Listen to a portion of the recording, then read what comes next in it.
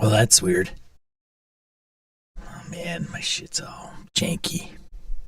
Oh, and I gotta mute my echo, huh? Well, that's weird. Man, my shit's all janky. Oh, and I gotta mute my echo, huh?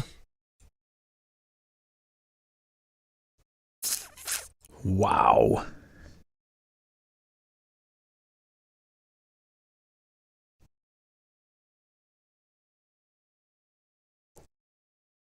It's 1995 and I've got 56K speeds. Hello, it's Sean from Gaming MBS and How to RPG. This is Saturdays with Sean, where I talk about tabletop role-playing games and other related discussion with help from the chat.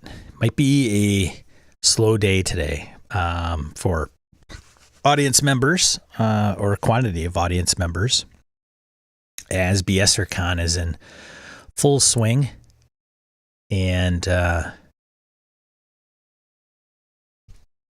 so a lot of people are probably playing games or resting up from yesterday's games, which is great. I would consider BSRCon a pretty big success to me. How I would define that is not a lot of technical hitches. Not a lot of folks that have complained about things not working or anything like that. And it's relatively small, which is just fine. Joe Swick, CJ, Sweefer, I see you guys. Thanks for joining. So yeah, I would say I'd have to find out how many total people. I didn't do check-ins to see if everybody said they showed up. I would be interested to hear from Game Masters to see if they had people that had flaked on them. I'm hoping that's a pretty low count, but it's hard to say. We had some pickup games scheduled. Excuse me. Thanks for people stepping up to do that. They put those up on the Discord midweek, so people that couldn't get into other games, maybe got badges but didn't get into events, would have some options. Funny, some of those didn't fill, which is, I thought for sure, hey, I can't get in on any of these events. They're all full. Here's 4 good games. DCC Mothership, a version of Dread using cards. Monster of the Week. And some had to be canceled because they didn't get enough interest. So, all in all, good. I've had good feedback from folks. So yeah, learning a few things. I should have probably wrote them down as things had come up, like, hey, did you consider this? Or, how do you do that? Blah, blah, blah. And put it on a list for the next one.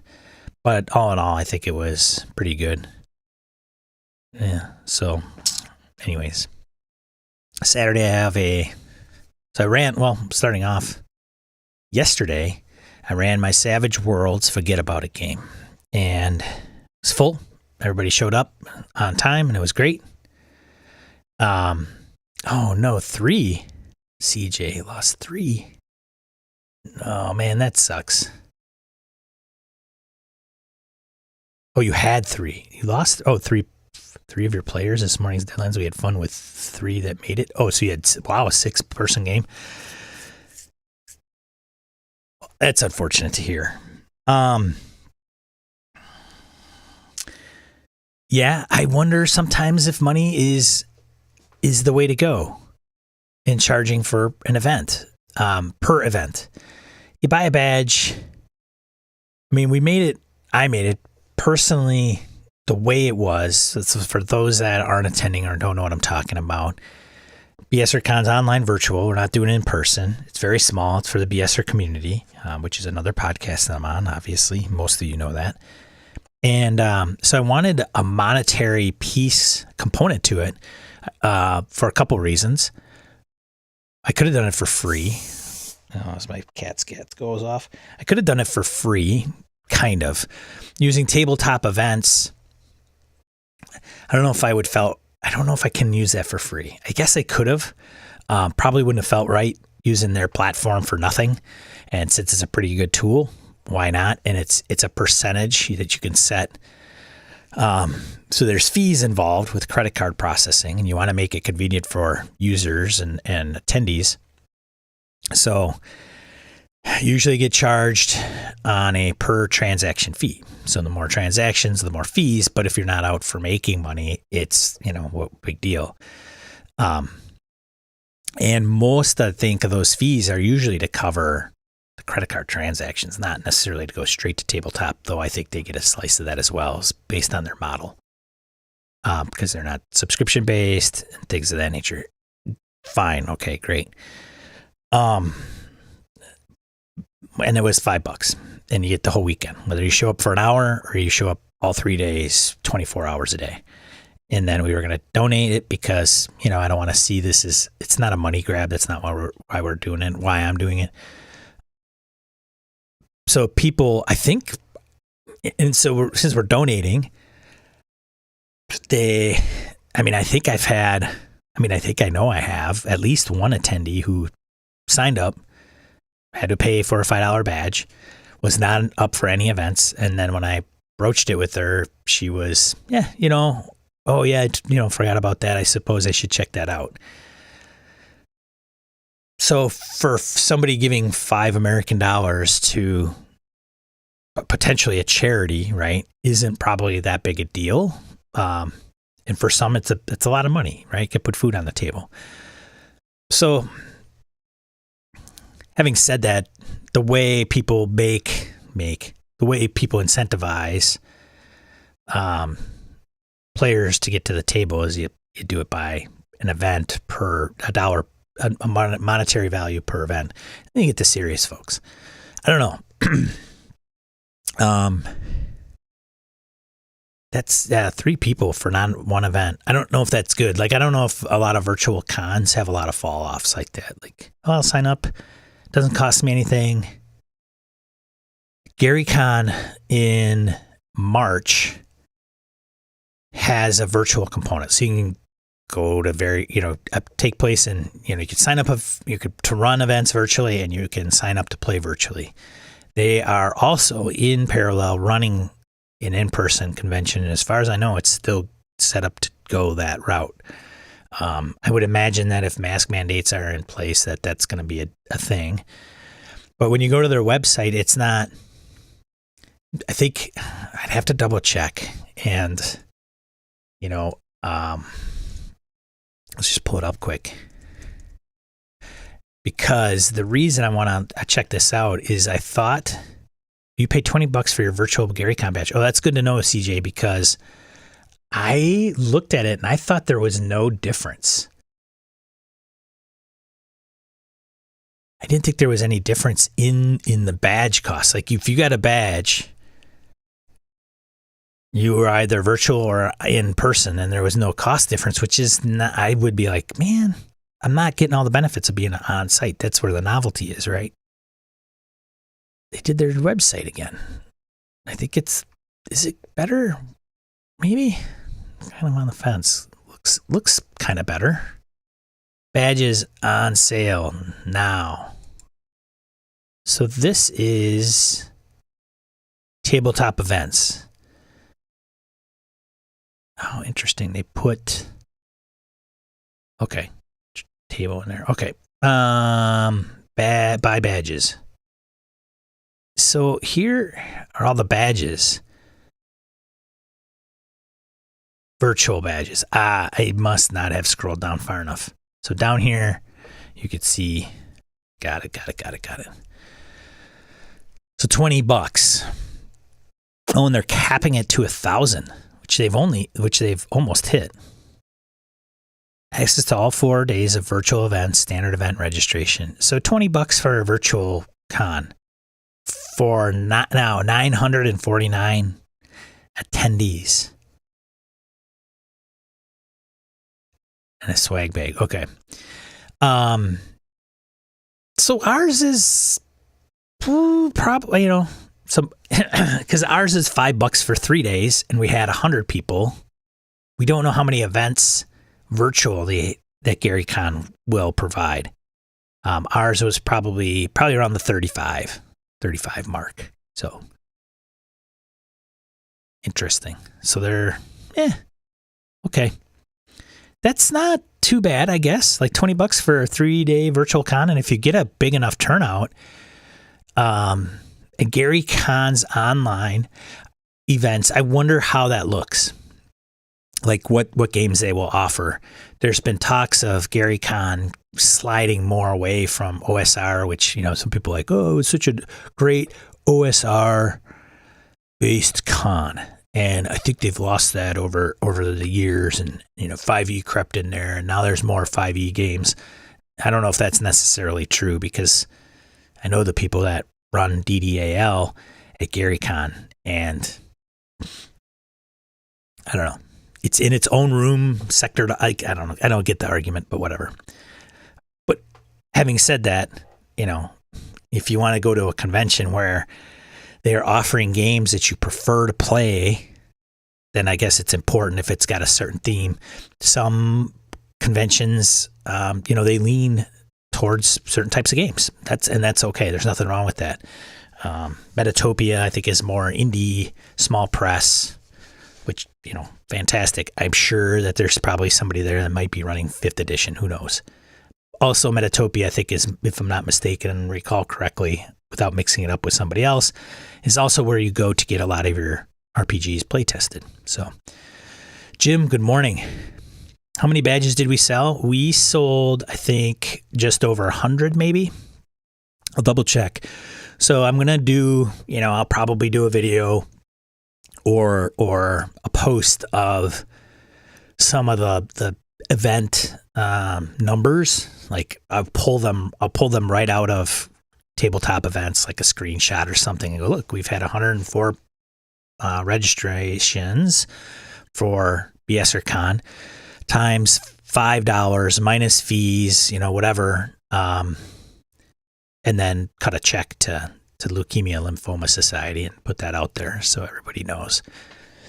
Nothing worse than being like, yeah, we're going to donate the money, and then you never do, or nobody knows, nobody really knows what the amount was, and it just seems shady to me. So I'm going to do that. I may even kick in a little bit of my personal money, because it's a charity that I have an appreciation for personally. So I chose it. So I'm not so sweet for, I'm guessing probably 100 at least, maybe 105. Actually, you could probably pull that up too now. Shoot, I could show you. Because I think I know exactly where to find it, because sometimes it can be a little bit of a pain in my arse. Let's see. Reporting, export badges. Or can I don't want to export anything necessarily. Hopefully the financials will tell me exactly what I made and how much went to fees, so I can just cut a check without having to do all the math or figuring it out. Math is hard. What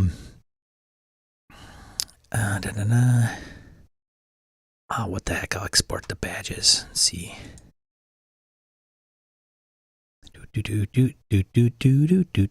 There we go. And we'll just put it here. All right.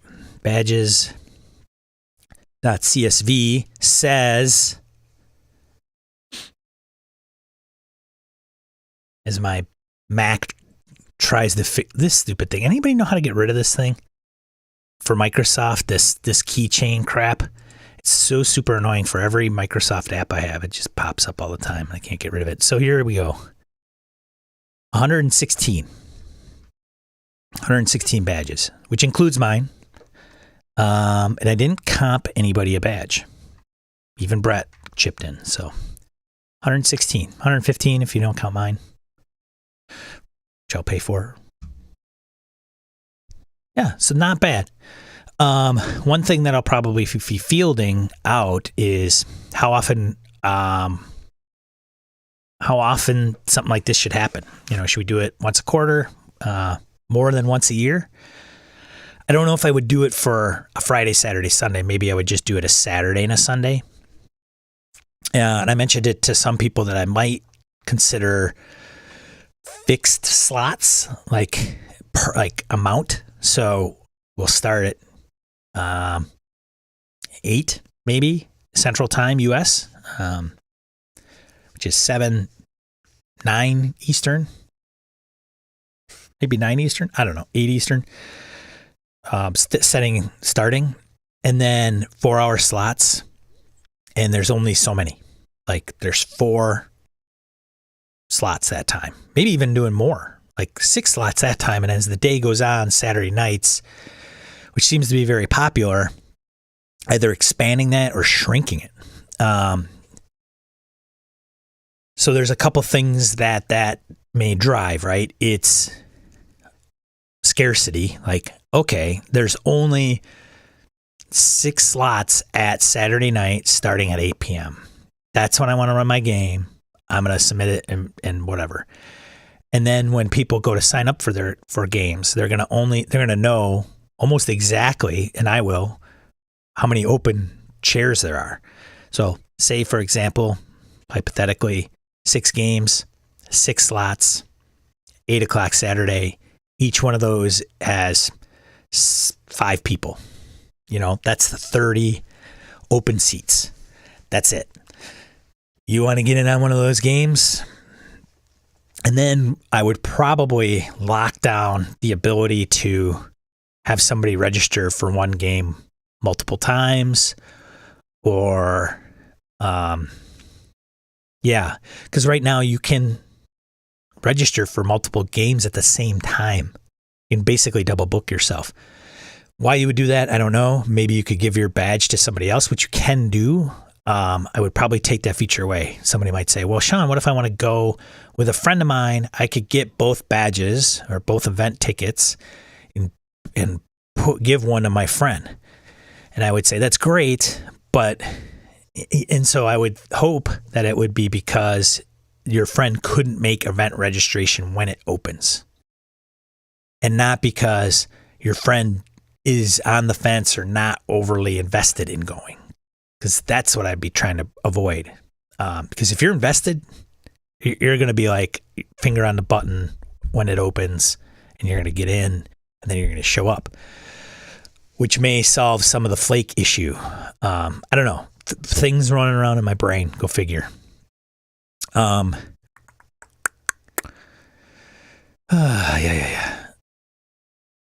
Weaver says, morning events always drop. I was the only one my table for both Saturday and Sunday, first time slot games at Gamehole. Yeah, morning games are tough. I usually don't run before 10. That may be a thing, right? Like, we're not going to start before a certain hour. It's almost like, yeah, I'm willing to run at 8 in the morning, and I think I can and there's some people that are going to, we got guys playing in European games right now that got up at 4 or 5 in the morning US time. And that's great. And I don't want to alienate the folks that are over in Europe. Blake is in Australia, so he's in a whole nother ball game. We have, I don't know if we have too many folks in the Asia area. Southeast Asia. So,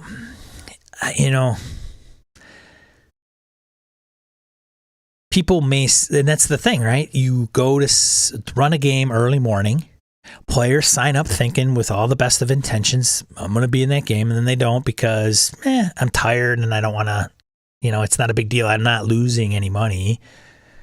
But it's kind of like an etiquette thing, right? It's more, I think it's bad taste, maybe. I don't want to say maybe rude, but some would say it's rude.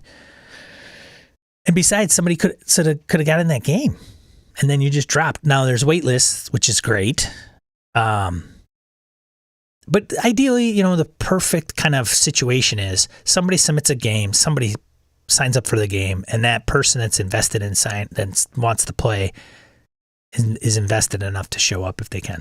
Emergencies happen, of course. Brett had a couple cancellations, obviously. And that was what kind of surprised me. So Brett, now he was only running 2 events. I shouldn't say only, but 2 events with a very small amount of players. Each event had 3. players. So total of 6 players were out, I guess, for an event. You would have thought those 6 people would have skittered around and found some. Here's the interesting thing too, is I keep getting, whenever you have tabletop events, it'll send you an email like at the end of the day on what happened that day. I have closed outside event signups, so I'm not sure how people, like I'll get I won't pull up the email, but I get an email that says 4 events.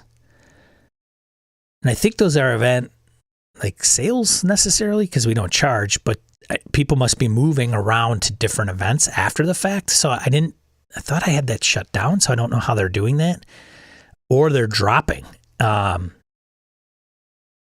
have to double check to see what that looks like. But so one way to address that is charging money, which isn't ideal. I mean, but some charge less, not a lot. Like Gamehole charges $4 for a 4-hour game. Their attendance to each game is probably high, I'm guessing, right? Because if you're playing 4 games, well, it's like $16 on top of your just your badge. But again, it's not, I mean, $1 an hour. I think it's fairly reasonable. I don't know, that's an option. Or we just don't offer games at the ass crack of dawn on a Saturday morning, even if people are okay with running them, and even if people say or express interest in playing in them, because then it'll prevent the CJ, 6 open slots, 3 people drop. We just nip that in the bud. And frankly, I mean, somebody would say, well, just give me that option, Sean. CJ could say, give me that option to make that decision. I mean, as long as that person's, on the upfront say, hey, you might only have 50% of your players at the table. Are you okay with that? And frankly, CJ could have been like, well, it's ideal. I don't remember if you put down minimum, CJ, but what if he put down a minimum of 4 and, 3 people, 50% showed up.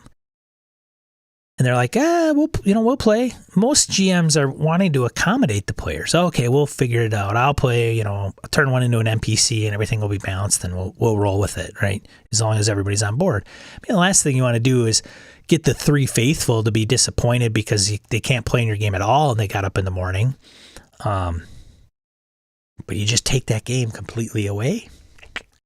CJ may be disappointed in wanting to run during that slot, but then he's not disappointed because nobody shows. I don't know. Just throwing that out there. Going back to the chat.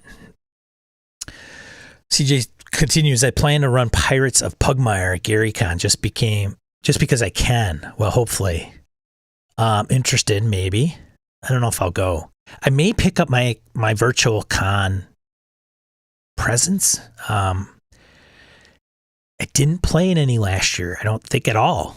I didn't do any in 2020, I don't think. I mean, I didn't even do Gamehole virtual. And part of the reason is kind of Brett's mentality is, where it's like, I got my home group, or I can play with the group that I'm in that does play online anyway. So, and I could play almost pick up games through, Discord or whatever. So what is the novelty of going to a virtual convention? And, maybe my mind has been a little bit closed in that regard for the last year or two. And it may just be fun to hang out and play in a few games at certain virtual conventions, maybe even if it's just one on a Saturday where I'm not doing anything, maybe talking online and then play a game. And that could be my experience. Maybe run a game. I don't know. Morning, Raj. Morning, Phil. Did you run? Forget about it last night. Yes, I did, Phil. 2:00 yesterday till 6 Central Time US. So an afternoon game. It went well. Guys had fun. Roger was in that game. So I had, for those of you who know these folks, Roger in the chat. I had Harrigan, Carl, who is a new player, new person to me. I've never met Carl before. He's out of Texas, so he showed up and played, had a little knowledge of Savage Worlds. And then we had Mirko, Digital Hobbit, play, and who am I missing? Did I get everybody, Roger? Who played Pops? Mirko, Harrigan. Forget about it. I'm trying to see in my brain what I have. Here it is. No? Yeah. Edwin. Forgot about Edwin. He played Pops. Sorry, Edwin. I didn't forget about you. My brain did. Yeah, I think that's what I'm going to talk about, because I think I have an epiphany on how I ran that. So the player feedback so far, I mean, Roger was pretty gracious. I think Roger's guy, he played Jimmy, kind of a knockaround guy who wasn't a made man, so it's mobsters, right? Some of you have heard me talk about it. They go, it's a road trip. There's secrets between the party members that are tied to each other and you can riff off of. It's a very linear scenario. Somewhat. It's linear in, hey, you're driving a Cadillac in the desert, across the Nevada desert, from point A to point B to, dump off this accountant that you have in the trunk of your car. And then as you progress down the road, what could go wrong? I like it. It's great. It's my first time I ever ran it virtually, and it's been 3 years, 3 years. There's an updated version. So do I use the old version or the new one? Can I combine some of, one and of the other together? And I ran out of time. We ran out of time. That sucks, because I'd like to finish that thing early. It's a 4-hour slot. The upfront time took way too long for me, personally. I think I looked at my watch when we actually started and kicked off the game, and we were like 40 minutes in, which is way too long. And I'll tell you why, and it's becoming a theme because of the virtual tabletop. I don't think it's the only thing. I also have a lot more formality in the upfront. Like, I go through CATS, which is an acronym for kind of setting up the expectations of your game. You could do it in a campaign, or you can do it for a one shot. Concept, and I always forget the stupid acronym and what it stands for, but concept, shit, whatever, cats, anyways, yeah, 40 minutes. And the thing is that many were familiar with Foundry.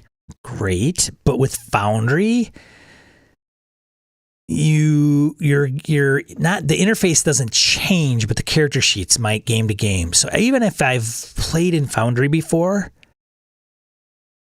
you got to navigate the character sheet. Now, somebody would say, well, Sean, you got to do that at the table anyways. And that's true, but I think it's faster. Less explanation. Aim, tone, subject matter. Thanks, Roger. Damn. Concept, aim, tone, subject matter. I got to just aim, tone, subject matter. Thanks, Jim. Concept, aim, tone, subject matter. Jeez. It took too long. And I prepped a lot for the game for like running it in Foundry. I don't think my setup was overly clunky. So that was another thing I was nervous about was, am I going to be able to flip screens, show the players what they need to in a way that isn't clunky and it's smooth and it works? I'm not sure. So let's talk about it for a second.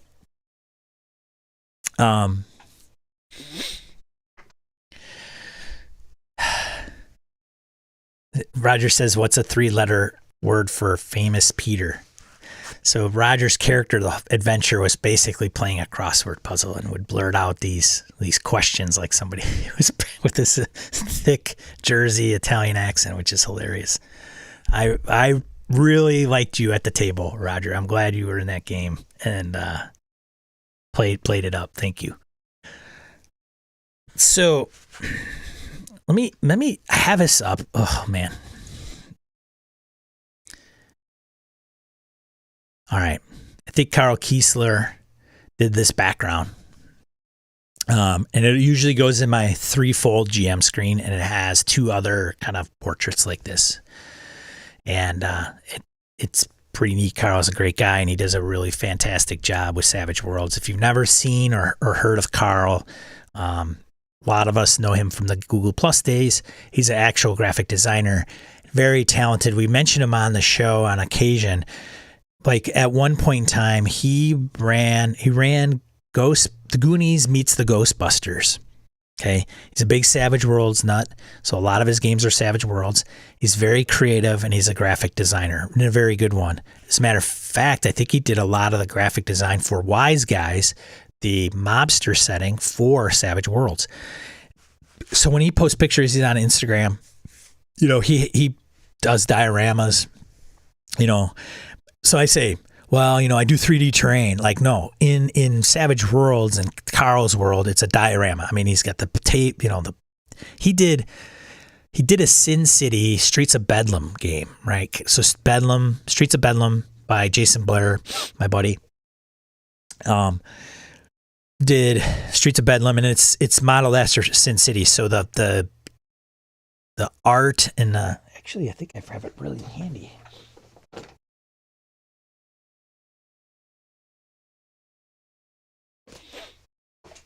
So if you don't know who Jason Blair is, he also did Little Fears, which is kind of a game for, I don't know if it's for kids, but you play kids. You play little kids, like 3-4-year-old kids, like the Boogeyman, is under your bed.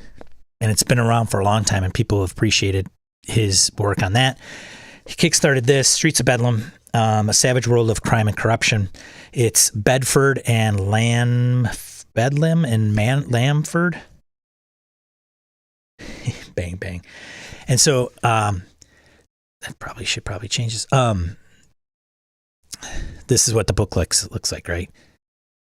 And then the artwork is all kind of black and white.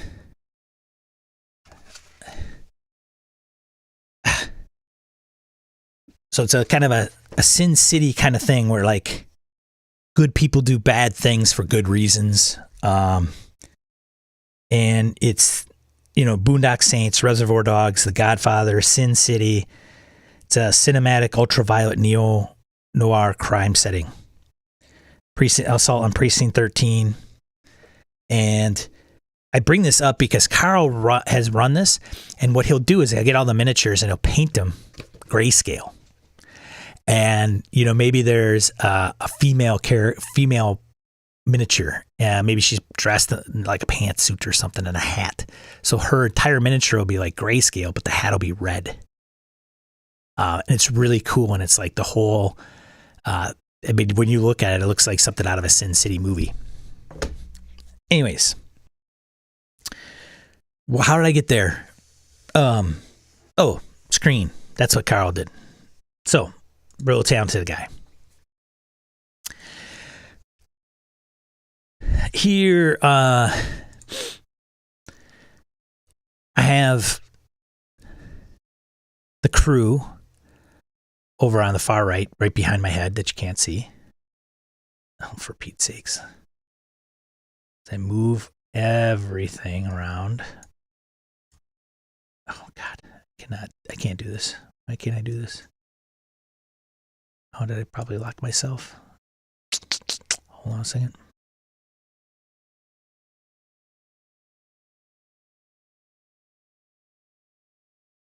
Oh, for Pete's sakes, I can't move my head. There. Move it there. Jeez.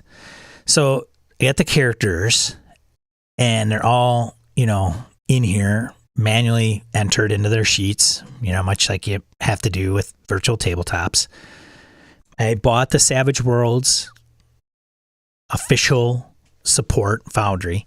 What that does is you can get Savage Worlds in Foundry, and it's pretty much all of this. The only difference is when you drop skills, edges, or hindrances on the character sheet, it will only, in the unsupported, unofficial modules, is list the page number. There's no description of anything, okay? When you pay for it, you run a patch, it'll actually update those that you might have had from the free version and populate the details of all the edges, hindrances, skills, descriptions, and things of that nature. So it's pretty nice if you go on edges and hindrances and you click on the name and it expands it and it actually tells you what the details are, like what it's affecting, what it's related to, if there's a skill that's related to it, if there's what it does as a modifier or what have you. So I bought it. It was like less than $20. Great. Fantastic. Character sheet, full support. Great. Probably a good thing running virtual would be the character sheet. So maybe in the future, as I kind of assess my setup I'm just going to give you character sheets and then that's that. You guys will have access to this. We can go over it. So here's your character sheet. I gave my players time to go in and view the characters ahead of time so that when we came to the table, they all had an understanding of who they might want to play. Which is, I think, important because you don't want to try to give everybody access and make sure that it works the day that you're going to play. So there's a couple things. If you provide them a link to your virtual tabletop ahead of time, they go in there, they set up an account. They had set up an account through Forge to access mine. Great, they do that. Then I say, can you get into the character sheets? And they say, okay, I looked over the character sheets, which tells me that they had access to it. So I got the permission set up correctly. And then they say, yeah. And then they also accessed Foundry correctly. Great. All ahead of time, which I think is important because even at a con, at a face-to-face con, you don't have to worry about that. Sure, you can put them on a Google Drive or something and people can look at it, and then you get to the con and they go, oh, I've already looked over the character sheets. But even in person, it doesn't take long. But at a virtual, if somebody's not familiar with this, they don't know what to click or what triggers something to the chat. And frankly, I was having a little issue. I'm like, okay, if you wanted to roll this skill, I can't remember if they click on the name or the die. And it happens to be the die type. And then it'll come up with the dialog box like it did here. And then you just hit roll. And then it throws the dice down and makes the calculations. So the nice thing about virtual tabletops, which is starting to become a more interesting dynamic to me, because what I'm learning and seeing, and this is so funny because it's going to sound like a complaint, but it's not. Maybe. Because we're used to using insert big virtual tabletop name here. And if you use it, great, fantastic. If it works for you, great, fantastic. The thing is, I'm playing Forbidden Lands or I get Savage Worlds. And you install it and you're like, okay, I'm creating a character. I put the stuff in there. I click buttons. It rolls the dice and it puts the results into the chat. That's kind of baseline. So we all expect many of the virtual tabletops to be that. That's like the standard. Well, now, if I upgrade Foundry or I upgrade Savage Worlds or install, things like Twilight 2000 and Forbidden Lands, what is happening is I'm realizing they're doing even more stuff. So what we have been used to as like kind of futzing through some of these things, like, oh yes, it rolls to hit and it rolls the damage. Great. You can get it to apply to the damage, but then you have to write the macro or the script or the weird chat function to make that work. Finally, some of the folks that are doing modules for this stuff are like, why am I going to put that on the user? I'm going to just do it for the module. So what's happened, happening in Forbidden Lands is I got guys that are, Phil's in the chat, who are, hey, I rolled dice and I failed. In Forbidden Lands and some Year Zero engine, when you fail, you get something. And in Forbidden Lands, it's for fart's sake, you get, oh my God, man, my brain just does not function on Saturdays very well. You get something, Jim, somebody will tell me in the chat, and you apply that to your talents and things of that nature that you want to get. That you want to use. So our brain is like, okay, I have to manually like check a text box on this character sheet and go from 3 to 4 because I failed, so I get this little chit, right? Bennies, in Savage Worlds, I click a Benny, it takes it down. Okay. Say there's a mechanic where spending a Benny would give you a +2. It doesn't in Savage Worlds. But say hypothetically you're running a game where you spend a piece of that. Just making sure somebody didn't call me. You get a piece of that, and it automatically adds it to your roll, and you don't have to do anything. Like for example, Marco had a roll. And we were trying to figure this out. And it was like, well, your modifier is this because you have this edge and this hindrance. And then you have the situational modifier. Okay, this is what you should be adding. And when we did that, we realized that the virtual tabletop already considered the edges and hindrances. And then even the situational modifier, because maybe a checkbox is made. Willpower. Thanks, Phil. Jesus, man. You get willpower in Forbidden Lands. So going back to Forbidden Lands, if Phil fails, he gets a point of willpower, which you're able to use for other things in the game. So failure in Forbidden Lands is kind of a thing that the game kind of wants you to be okay with. And the way it does that is it awards you willpower. So it's not always terrible. As a matter of fact, if a character goes through Forbidden Lands and never fails, they never get any willpower. And if they never get any willpower, then it prevents them from getting some cooler stuff, so to speak. Consider it like a learning from failing kind of feedback loop. Well, now we're getting these and he'll roll and he's like, oh, it automatically takes my failure and gives me the willpower and puts it on my sheet. Oh, okay. Oh, that didn't happen before. Now it's doing that. So it's like a good thing and it's great. The thing is, the only complaint is we don't know if it's doing that. Like, I don't know. I can probably bring up my Forbidden Lands like module. There's no like, hey, this is how it works, unless you go onto YouTube and explain it. And then what happens is you probably do a video and then like 3 months later they release another update to the module that either expands upon it or renders that video kind of useless because it's like a version older and it doesn't do it quite like that anymore. So the thing I have, it's so weird because I'm like, this is such a great thing that they're doing all this automation within the virtual tabletop. I preach like, why don't we do things that make our lives easier in general? And then when they do it, I'm like, well, I didn't know about that. How come nobody told me? And it's like so it's awesome in that regard, is my point. But you also don't know exactly, like I could do Savage Worlds, I could do Forbidden Lands, and then I could install something else. And then that system doesn't do that. So then you're like, oh, now we're back to kind of manually futzing with stuff, whatever. So it's almost like I want the sheet to do as much as humanly possible. If there is a math component to it and there's a way for the virtual tabletop to parse all that, great. Then I shouldn't have to do anything.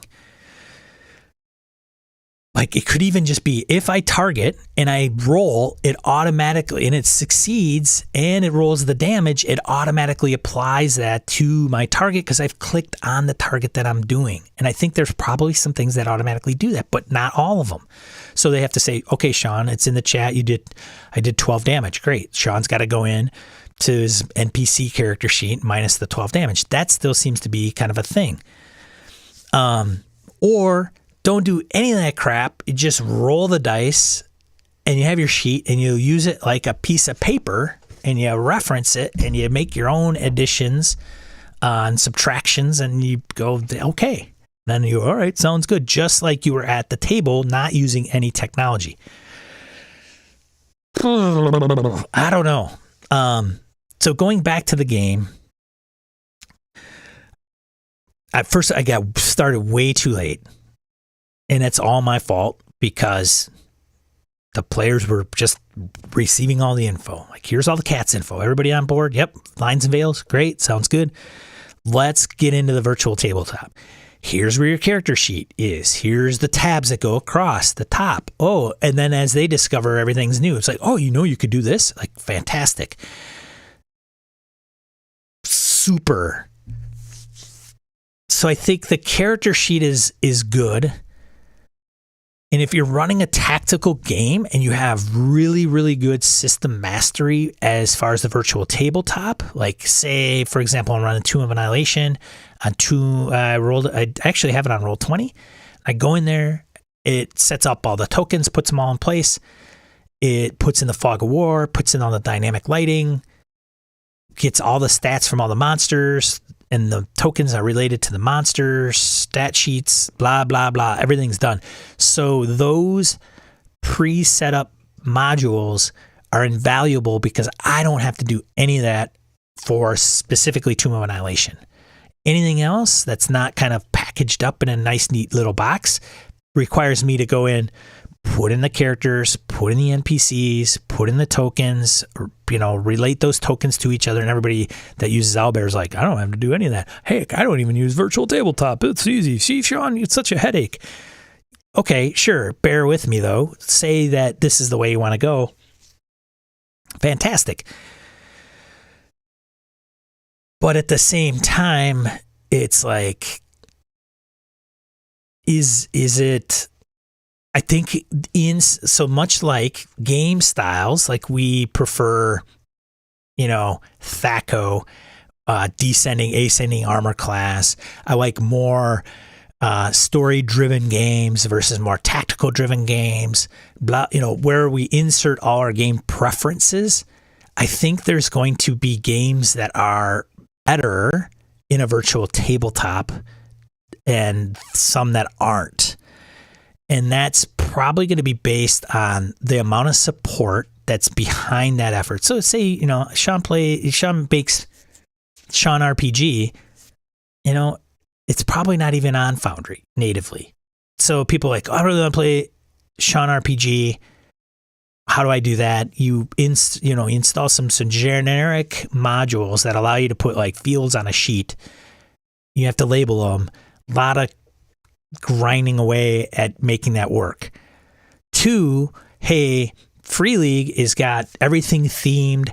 They put out updates. As a matter of fact, when I went to Twilight 2000, when I was updating my modules before the game, kind of dangerous, but whatever, it worked. One of the modules was the official Twilight 2000 module. So I said, check the box. What the hell? I have a Twilight 2000 world running on Foundry. So I'm like, I'll just update it. Nobody's playing in it. If it bombs, I'll just reinstall it. It's not a big deal. And it told me that I couldn't update that module because my Foundry version isn't the latest, most recent version, which that module uses for some of the things that that's included in it, right? It's saying, hey, can't use the old stuff because I need the new stuff to run this module, which leads me to believe that the Twilight 2000, Free League updated that stuff, and there's probably features of native Foundry that they incorporated into it to make it run smoother, better, faster, smoother, faster, stronger, which is great. If I ran this game at a table, it's completely different. I don't do a lot of tokens. I don't do a lot of miniatures. I think I have miniatures for each mobster person, and I just literally put them on the table. I have a couple vehicles, little like Hot Wheel cars, in case there's a chase scene or whatever. It's more for effect. Put them at the table. A lot of theater of the mind when I've ran this game in the past, and so when I go to a virtual tabletop, and I started out doing more scenes in Theater of the Mind as more pictures. Like, here's a guy that you see, and I'll show you an example of that.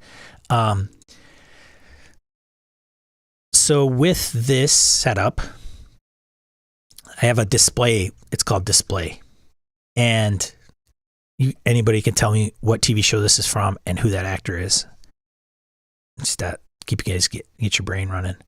So when you create a journal, I should say a journal entry over here right above my head, and say we'll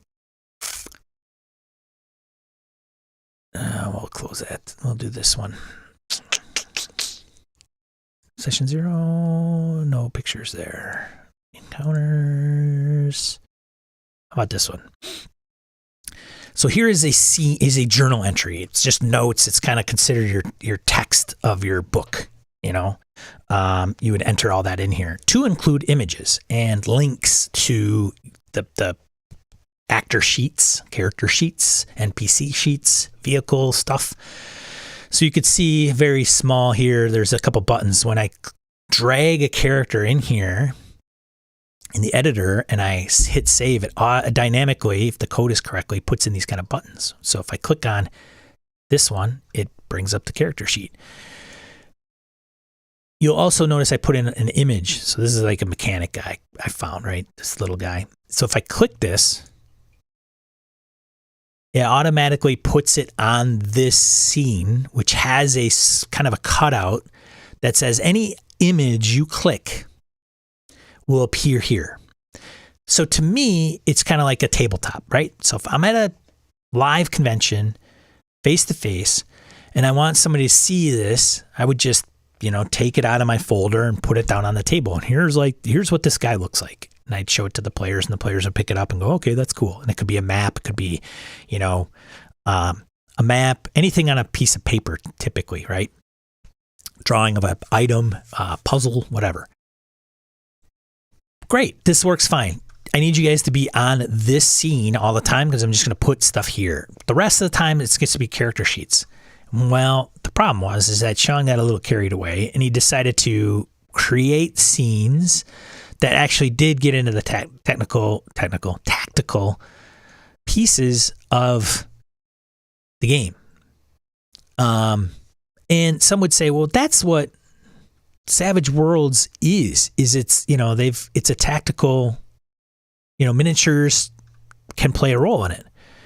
This is a diner scene.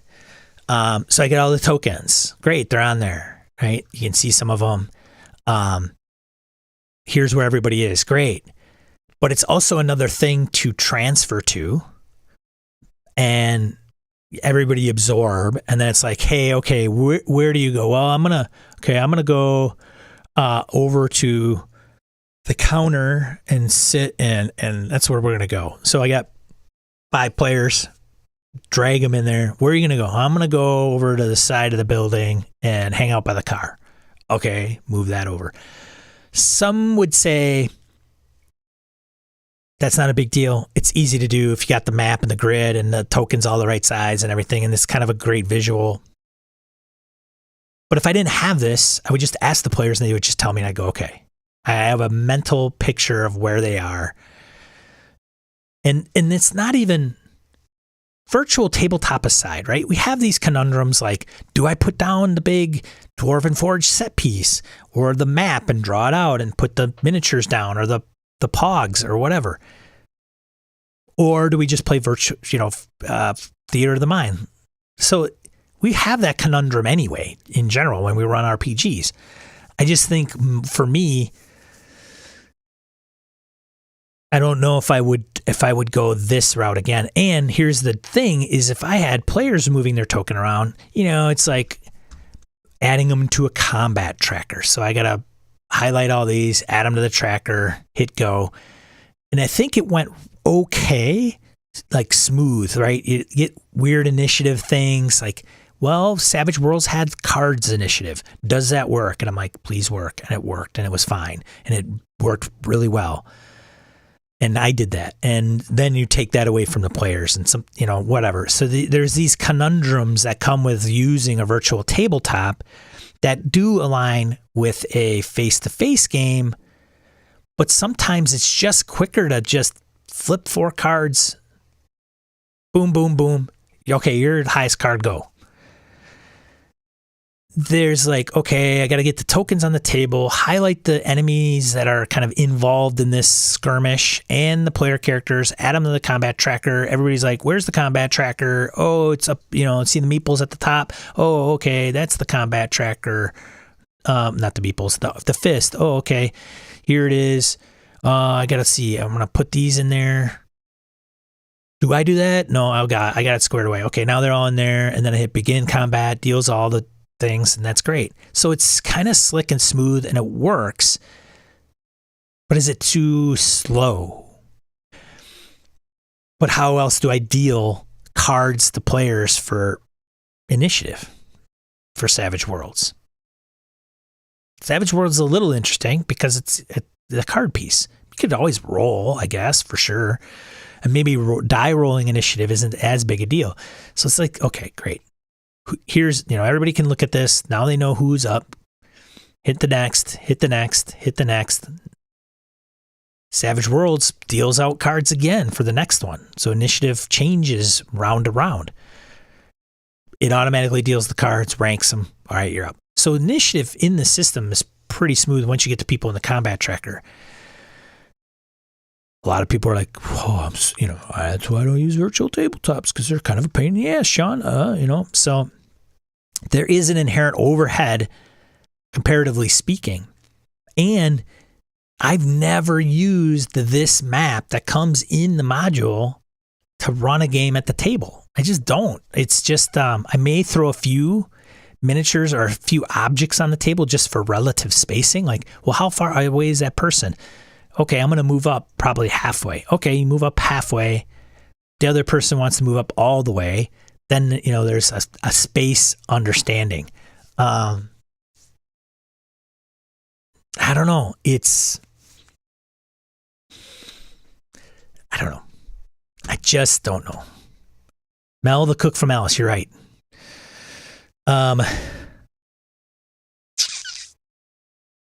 It's good to see you, Laramie. So let's see.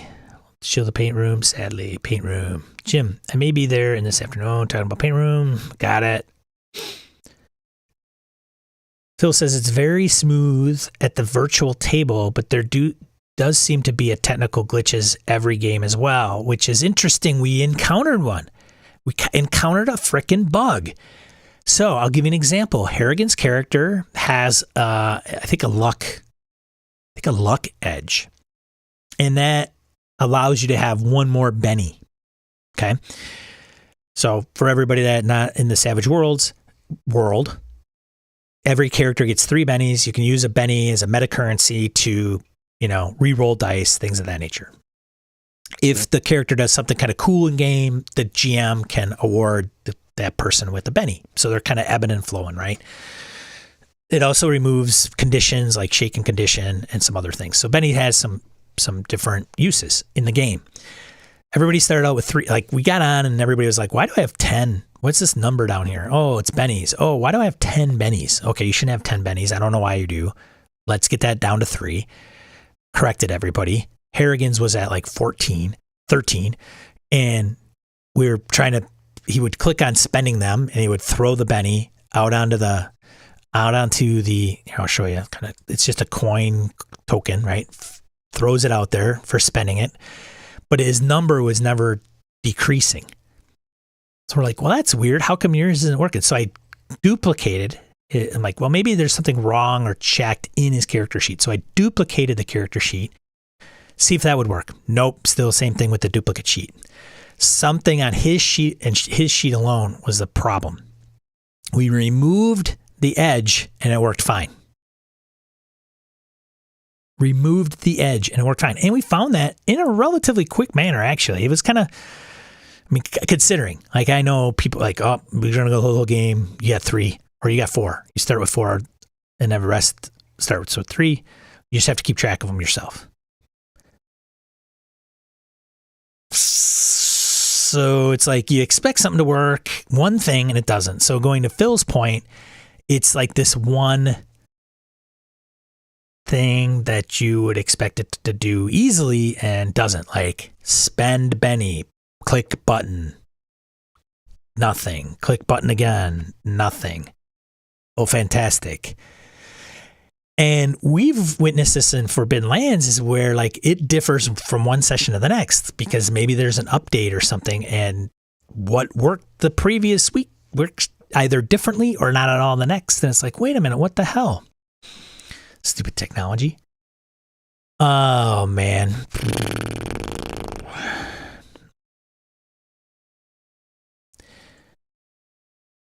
The delay is that you are not just learning the character sheet game, but the program as well, Zwiefer says. Even if you are familiar with VTT, each game is a bit different in it. Yeah, for sure. Jim says, yep, you have to also know which things the VTT sheet automates. The UX isn't always great for new users. Laramie says, I'm bad at using Fantasy Grounds. I use like none of the automation. It's a goal I have. Things aren't discoverable or intuitive. There's no documentation or tooltips for most sheets. Spoken like a true user experience person. Zwiefer says, so is the solution to add an hour and make it 5-hour slot or edit the traditional con game to a 3 hours on average? So I think so I talked about a little bit about the experience. We were pressed. Like I looked at the clock. We had probably an hour to go and I'm like, I got to get them to where they need to be. And certain parts I thought might have taken longer than I anticipated. My time management was way off, especially near the end.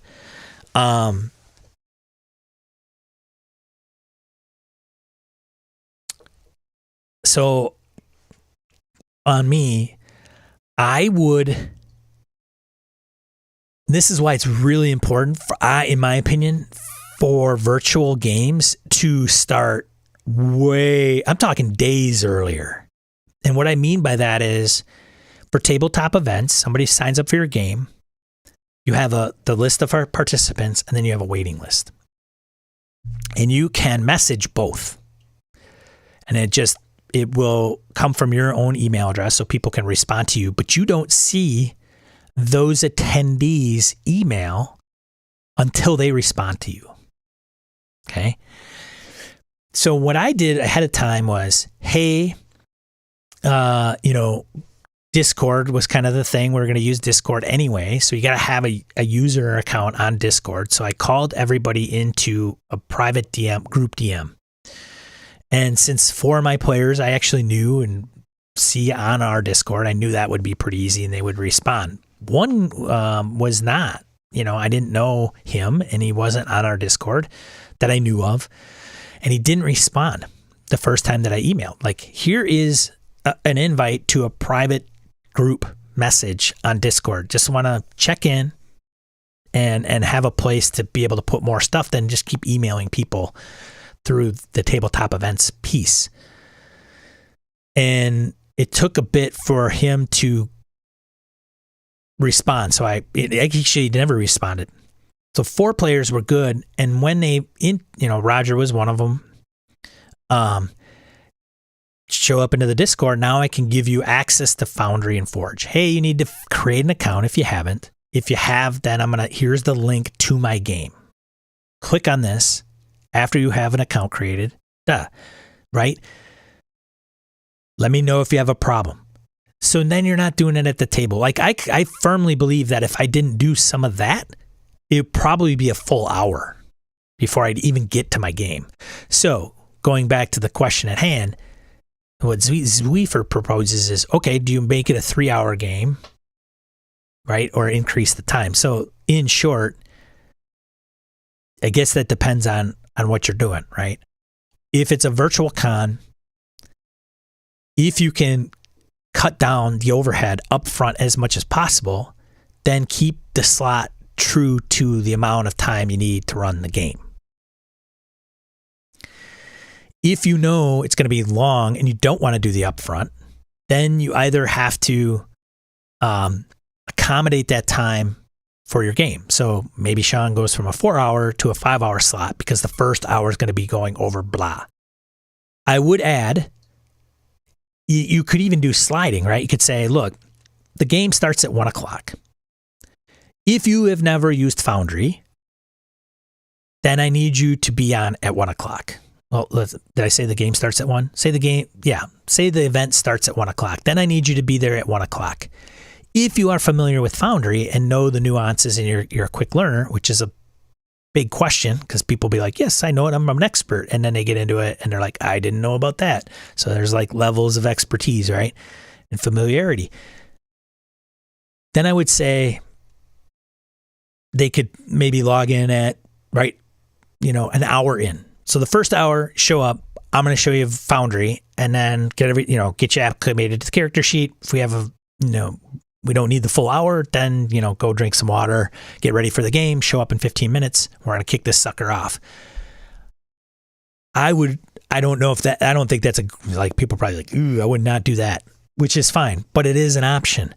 Especially if the person's actually played Savage Worlds in Foundry using some of these things. Like I could totally see, Roger saying, oh man, I've used Foundry and I've done Savage Worlds games.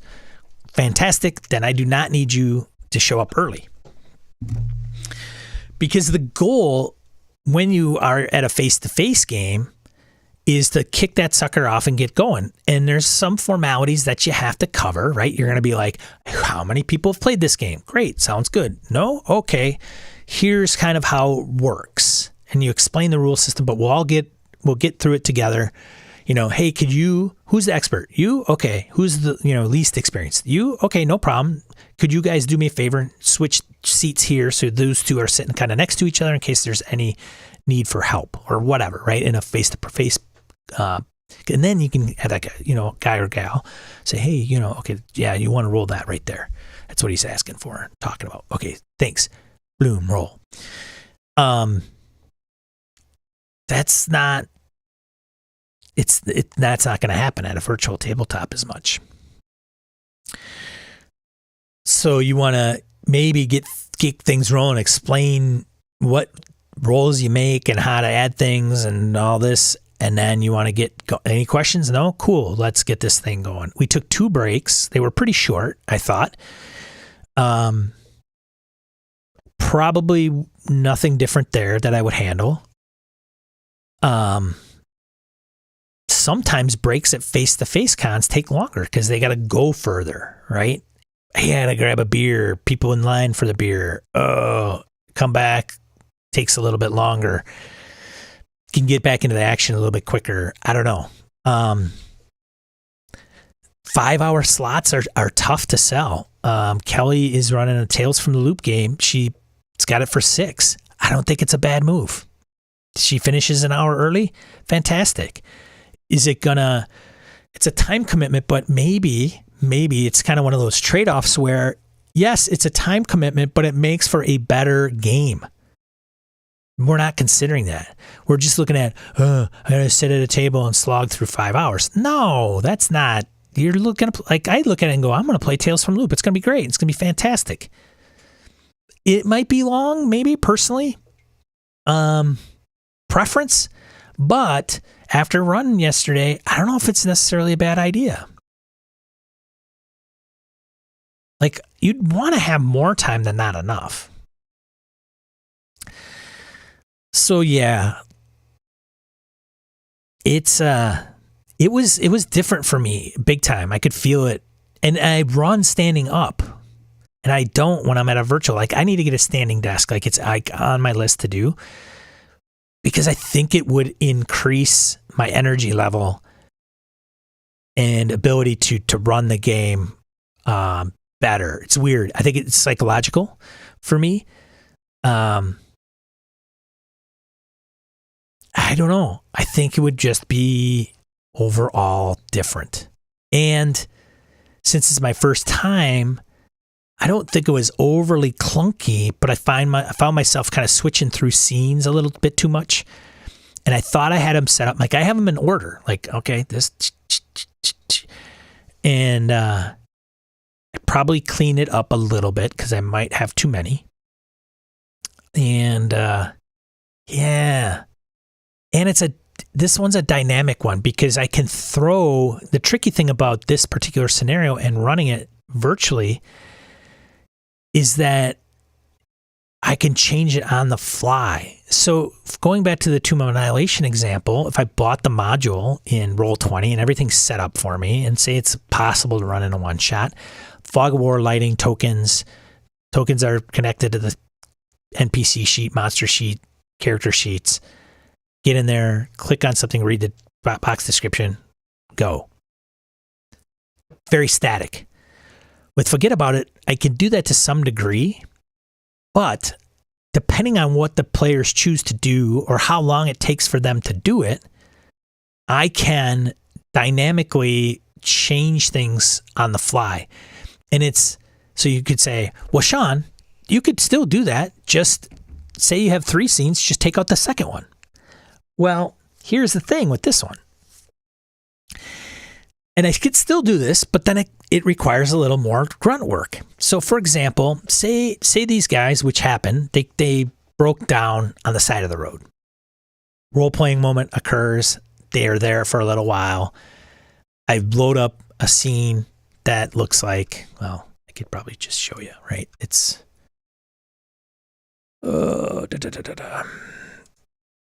all right, here's, you break down on the side of the road. Okay. Theater of the Mind. Just throw it up there. Reference. Kind of give the aesthetics.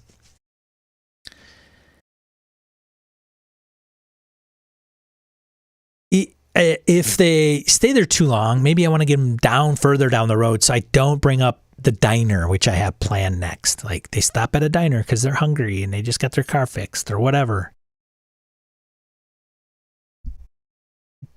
The diner may or may not have something happen there. Maybe I want something to happen on the road driving, but I don't have that. It's in the back of my brain that I can spring it on them at any time, but it's then I would be another scene. So there's all these weird contingencies where I'd like, oh, okay, say something happens to him on the road. Would I have a scene for that and then apply what I think might happen? So say, for example, they're taking longer on the side of the road mechanically. And the next thing I would load is the diner. But I say, no, I'm going to skip the diner now. And I'm going to go as they drive down the road. And instead of the motorcycle gang arriving at the diner as I had planned, I'm going to have the motorcycle gang run into them on the road. Great. So those are 2 scenes. Yes, I can plan for those, but it might not end there. So say they're quicker there. So there's like a lot of different branches. So do you want a lot more branches to accommodate those options based on the play of the players, right? Or do you just want to be able to kind of wing it in the moment? And at the table, that's the way I used to do it. With the virtual tabletop, it's like getting caught up with scenes and tokens and NPC character sheets and wild card characters and do. So yeah, somebody could say, well, Sean, you could just do you could pull this up and then depending on what they do, you could take them to the diner and then it gets tactical. And if they don't, then you could just do Theater of the Mind that's in between and then you can just pull that out of your pocket. But remember, when I was running this face to face, none of this was involved. It was character sheets, tokens for the bennies, dice. That's it. So live and learn, Sean, I guess.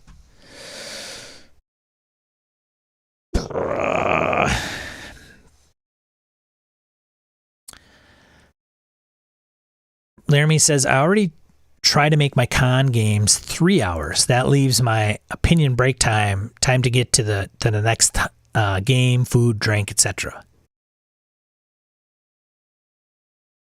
Jim says, Alice? Oh, yes. Right, correct. That's the name of the TV show. The actor is Vic Tayback. He played Mel in the TV show Alice.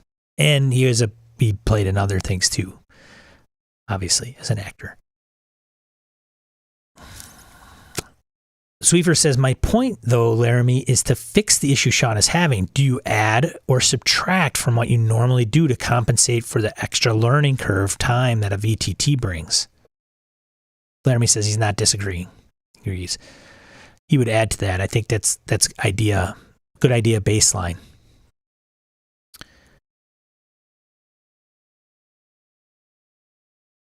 Laramie says, I would just add to that. I think that's a good... Oh, sorry. Jim says, I remember seeing an 8-hour BX game on the schedule at GaryCon a couple of years ago, and that seemed pretty extreme.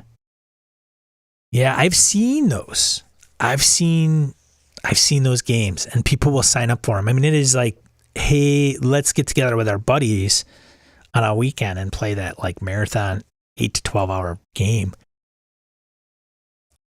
That's oof. That's oof. I've seen. Did I play in a 6-hour game? I can't remember. I think. Did I? I'm trying to think. The longest con game I might have played in is a 6-hour. I'm not sure.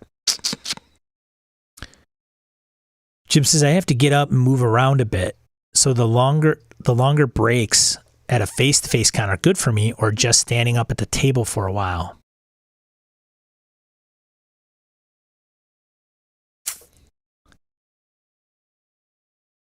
Hey, Harrigan. Harrigan says I could have absolutely played with no VTT. Yeah, when I was putting this together, I'm like, oh, I'll have I have. Look at this thing. This thing is a beast. Okay, there's the chat. Great. So here's all the scenes. Okay. Oh, and you can't see them because I got to move my noggin. Here, let me move the screen. Here are all the scenes. Okay. And, frankly, some of these scenes didn't have to be a scene, right? This is a picture of a motorcycle gang driving down the road. It could have just been, if I had this in a journal and clicked on it, then it would show up in the display.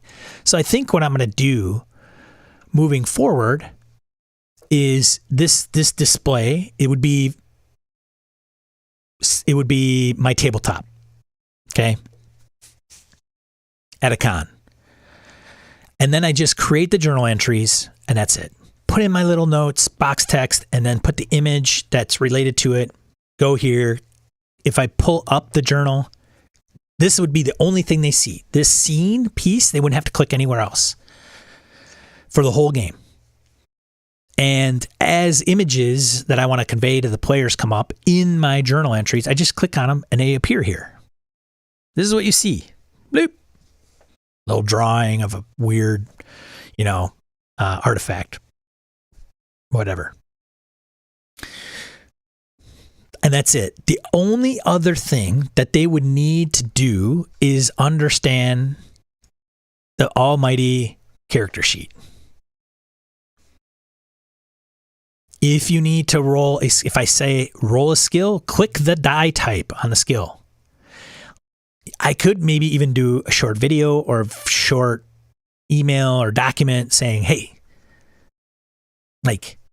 do a screen grab of this, take an arrow, ask for athletics check, click this thing. Want to know, spend a penny right here as my mouse goes around and around. Click there. Okay? I could maybe handle the initiative tracker because maybe on this sheet, I just dump all of them on here and I just run initiative and flip the cards and go, you're up. And I just tell you, you're up. You're up, Europe? No, Asia. And go that way. That's probably the way I would do this again. I'd get rid of the tokens. Well, how far am I away from the guy in the diner? You can get there in a move. And you're able to act once you get there. Okay, sounds good. That's what I'm going to do. I'm going to, poke him in the chest and I'm going to smack him in the face. Sounds great. Give me a roll. And then all the characters have to do is roll the dice. As a matter of fact, if I really wanted to get crazy, I would create macro. I can't create macros. I could ask players to do it, but I wouldn't do that because there's too much. I would probably go that route. But Sean, just because you have them doesn't mean you need to use them. Yeah, for sure, man. I am beginning to understand that and realize that. And that's the thing, though. That's in my brain. Like, oh, it's so cool. I thought this would be cool. I have a scene, and then I have all these actors. I mean, look at these NPCs. Whew. This list of NPCs, which you cannot see because it's behind my noggin again. These are all... Now, I created all these in case anything would happen, and I could have their stats, and I wouldn't have to look them up or do anything or fudge. And I think these would come in handy. And, you know, they're all connected to a character sheet themselves to some degree. But these are also like tokens. I could just drag onto the table,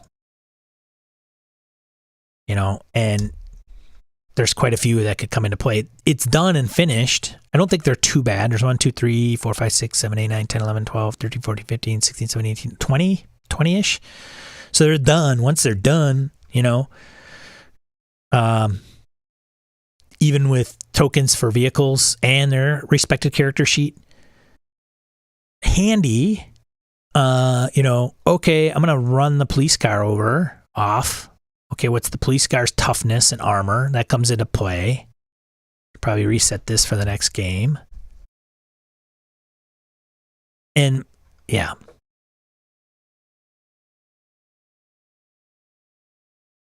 I would probably abstract chase rules more. Even if somebody said, well, the chase rules in Savage Worlds isn't too bad. It bogged down the game a little bit. I am always, no matter what, I always got to look them up. I always got to figure out what the user can do. Now I'm just going to do checks. You give me a check, great. If there's an obstacle that flies out into the front of the car and you need to make a check and there's a difficulty to it, just make it. If you make 3 checks in a row and you succeed on versus the other car, you just gain more space and you ultimately win in the chase. And I think that's essentially how it's a little bit set up. The only thing is with Savage Worlds is there's like you can do this, you can evade, you can, and if the player doesn't have those options in front of them, they're not quite sure. So what I think Edwin did is a good job is just describe to me what you're trying to do. Well, I'll align it with one of those things, and then we'll just roll with it. Problem is you get in these situational, even in Savage Worlds, it's like, well, I want to zigzag. Well, if you zigzag and you're doing this at high speed, then it's a -4. But if you zigzag and it's at low speed, then it's a -2. And it's like, okay, sure. Great. Why don't you just give me a roll? And you succeed. So I either got to know those things in my brain, or I just got to adjudicate them on the fly, no matter what, and just move things along for the pace of the game. So yeah.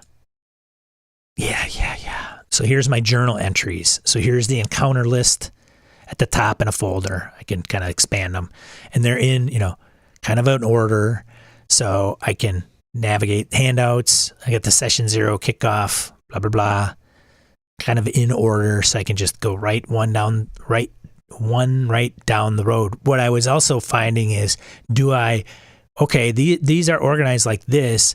Oh, by the way, they're tied to scenes. So if I just pull up the notes, right? Because you can do that in Foundry. You can tie the journal entry to the scene, right? So if I just click on the road or the scene and go scene notes, it automatically pulls up the journal entry. It's the police. They almost killed that guy. Just kidding. So it's kind of like, okay, do I pull up the journal or do I pull up the scene and then pull up the journal? It's just silly, goofy stuff that I could have let's just do this way. Farty, good to see you. Who else joined in here? Laramie's taking off. See you, Laramie. So, live and learn. First time. I'd run it again. It would go much smoother. I'd just run journals and this display. And then as far as the character sheet goes, luckily I had some guys that were pretty versed in Savage Worlds. There's times where I've run that game, nobody's played Savage Worlds, one time maybe. And so it's different. And then you got the Suede rules that changed from the previous edition. Not a big deal.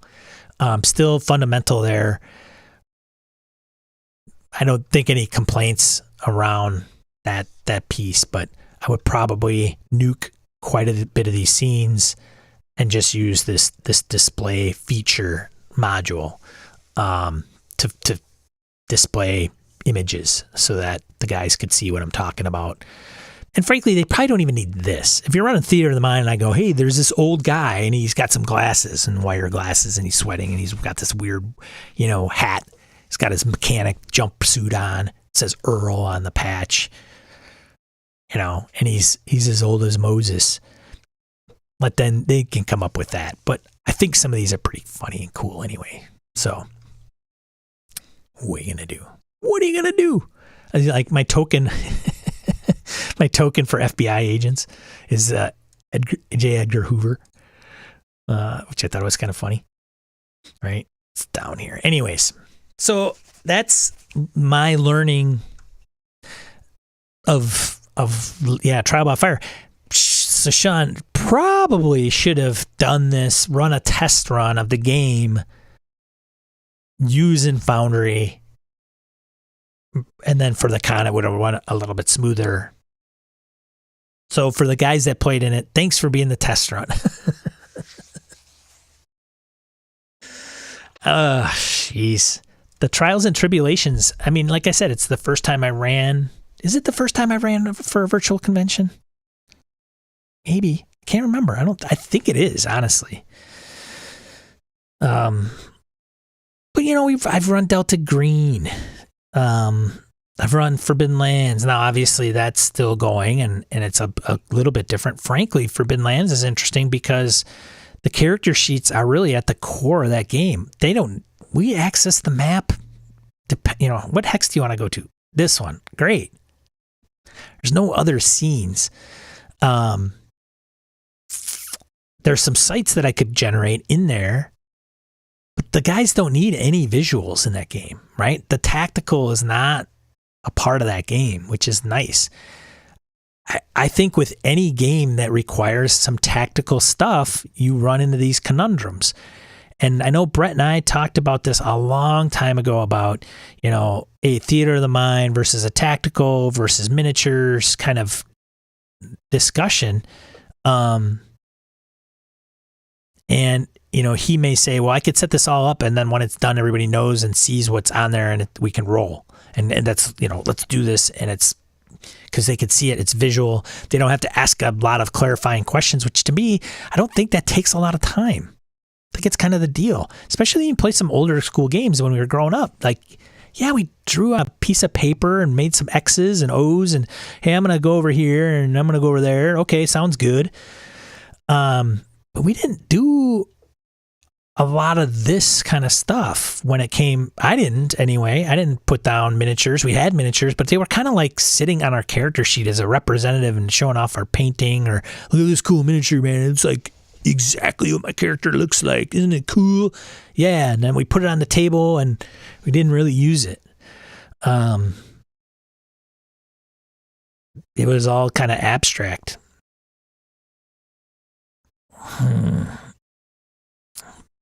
But is it fun to have all these cool things? Some folks would just, whoa, that is so cool. That is great. They just like they would like the Dwarven Forge sets, pieces. I think we all agreed. Super cool, super awesome. Maybe not the game that I would particularly want to play. Like maybe play once, but it's also, why do you have all of that? Because somebody would say, well, it's immersion. Great. But it's also positioning. Like there is a level of where is your character? Your character is right here by the door because you put them there. When I said it's the move phase and you can move, 6 squares. feel free to put your characters where they are, and I will adjudicate what occurs. And if nothing happens, then we'll go to the next move and remove, bank. And so they're neat. You put in LEDs and make them really fancy. Man, I cannot imagine having a butt ton of Dwarven Forge stuff. And I know some guys one of the guys I mentioned, Darren, who passed away last year, he said he had like almost every single piece Dwarven Forge ever made. I mean, huge amounts of money. And I'm sure it would be cool and he would love setting that stuff up. But man, there comes a level of you're not here anymore, right? You're right here. What's in front of you. And there isn't that's not wrong. It's just my preference over time, I think, has gone from maybe more tactical, so where it's not. And even when I run Star Wars Fantasy Flight games, there is a sense of range band increments, and we get the character. Like I have a background that I put down kind of for Foundry, and that background's kind of got these arcs and, range increments, which is great to keep track of a little bit because I do it on probably a piece of paper anyway. So if I just have that background and I move tokens back and forth from these, long range to medium range, depending on how much movement they're doing, that probably helps because I would do it on a legal pad anyway, and it just makes things easier because I can move stuff dynamically, where on a legal pad I got to scratch this out, scratch that out, and it's just clunky as hell, even on a pad of paper in person. So, yeah, it's Owlbear Radio. So the moral of the story today, kids, is don't play with a virtual tabletop. You know what it is? Here's the thing. And I don't think this is out there. Maybe it is to some degree, kind of, right? Because D&D Beyond's got the character sheet, and you can roll from D&D Beyond to some degree into some virtual tabletops, right? Have a virtual tabletop which is just the character sheets. That's it. Nothing else. Like character sheet land. Like you set up a game, you have the character sheets, go make your character. It's made, it's there, and everything in the character sheet functions the way it should automatically, programmatically. So again, if you're going to be in a conflict situation and you're in that game, the conflict is combat, say, for example, like most games, RPGs that are specifically D&D derivatives, when you roll attack or hit a button, it rolls the attack and it takes in all the modifiers, all your feats and all your fancy shticks, right? As long as you didn't uncheck anything. And it gives you the result. It won't know if it hit or not because it doesn't know what it's attacking, but it rolls the damage at the same time. So it's like rolling at the table, roll your attack and damage at the same time. And it's all calculated, right? I love my buddy Jeff. It's his birthday today, actually. He doesn't have to look at anything. He doesn't have to add anything. He doesn't have to go every time he rolls the dice. Well, see, 6 plus 5, 4, smite, 7, total 24 to hit, right? He does it every time. Just get the sheet to do all that. Just the sheet, nothing else. No grid, no pogs, no tokens. That's it. That's all you need. And some would say, well, Sean, there's dynamic character sheets out there. You can fill them in a PDF and, they're right there. And some actually, some might even have macros built into them for, using Google Sheets or Excel. Great. Fantastic. But I'm wondering if you just set it up where, and I should say, every sheet is as uniformly presented as possible. So if you're running a D&D game and you're running a Call of Cthulhu game, what do they have in common? Well, there's a skill list. Put the skills always in the same spot. You get into these wackiness where it's like, it could even help when dealing with face-to-face, right? Because we have, most of us can kind of navigate a character sheet, I would say, right? There's some that they do, but they've never played Call of Cthulhu, so they don't know what's on the character sheet. They don't know how it's broken down. They may not know how things are related to each other.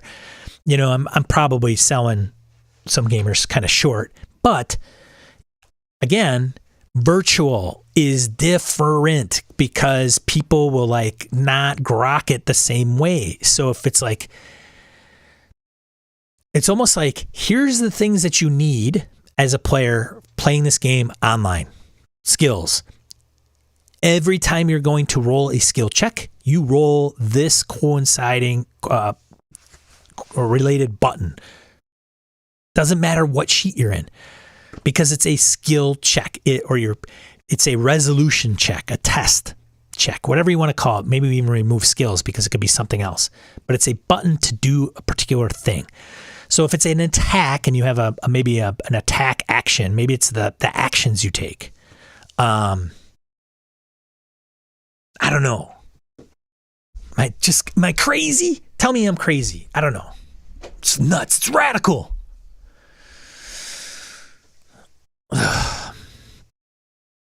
And Zweefer's right. And now I have all that for future con games, and I may just nuke the crap out of it.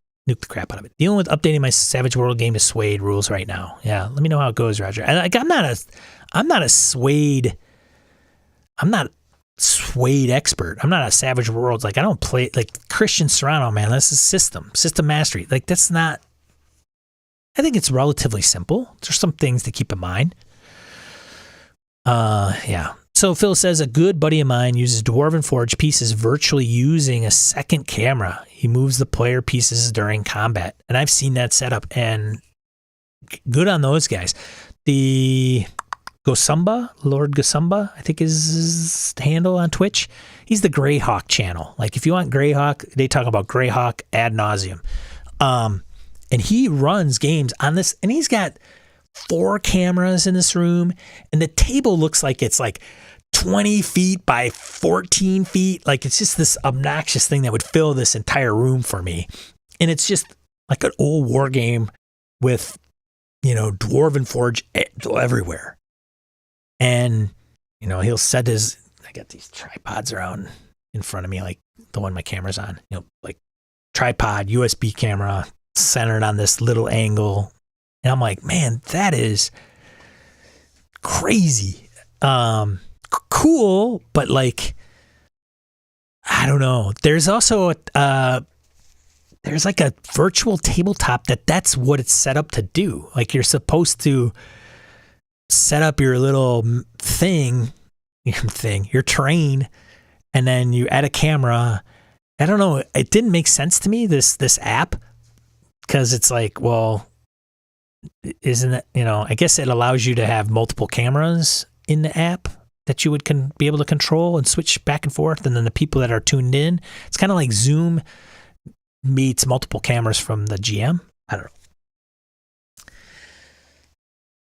know. Again, not sure it's my thing. So admirable. Like, I would be like, that's really cool. That's a lot of work. Kind of neat. Like, used to take pictures at Gen Con all the time, going to the dealer hall, or that hall that would have a lot of those dioramas, but they're usually set up for like Warhammer, Warzone, insert miniatures game here. They were super cool. There was a Saving Private Ryan scenario at Gamehole Con, and it was the exact last scene of Saving Private Ryan. They had the church bell tower and everything. It was phenomenally accurate, and they used, the miniatures must have been 2-inch miniatures, 3-inch. I mean, they were freaking big. So the scale was pretty large. Awesome. Different type of game. Rodeo, not radio. Ty, good to see you. I think he works for his group. I felt it slowed things a little. Yeah. Ty says, that is why when I see cool PC sheets somebody makes, my first question is for them is it fillable? Yeah. Roger says, I think con game one-shots are tough on VTT. For a continued group, they'll get used to the interface and know what's going on. Yeah, Wayne. What's up, Wayne? Thanks for psyching me up for my Foundry VTT game, Sean. And the thing is, Wayne is on the deep end because he uses like 3 or 2, right? At least 2. He uses roll because I've been in Wayne's Lady Blackbird game where he's used roll.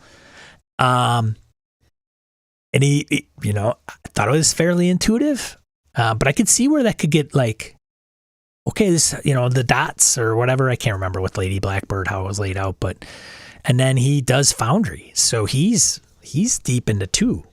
Probably rolled 20 on top of it, I'm guessing. But Jim says, I agree, Roger. VTTs for long running games can be really great. One shots, meh. Yeah, maybe that's the key. I think that's the key. And you're right. Because you're in one game. You know where all your stuff is. You know how the sheets work. Sometimes, our Forbidden Lands game, I think every time we play, there's like this weird, that's not working, or that didn't do it. Oh, wait a minute. Now it's doing this that it didn't do before. Huh. Okay, cool, I guess. But they know it well enough. I'm not answering like questions on putting this there, putting that there.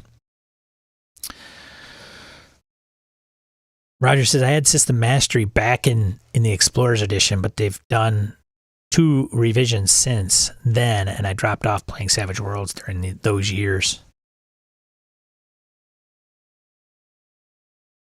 I didn't, again, I'm not a big Savage Worlds guy. I think there might have been a couple nuances, I think, that came up where there might have been hey, don't you get this when this happens? That may have gone bye-bye, but a lot of the core stuff hasn't, to me, radically changed. Like I still, it's all still target number 4, plus or minus 2 for modifier. It's still, against parry, and then above and beyond toughness when it's melee. Jokers, bennies. So I think there might be some subtle nuances, but, yeah. I don't know. Farty, I couldn't do Dwarven Forge. My players would see the setup, then decide to go to another location. For sure. Thanks, Joe. Good to see you, man.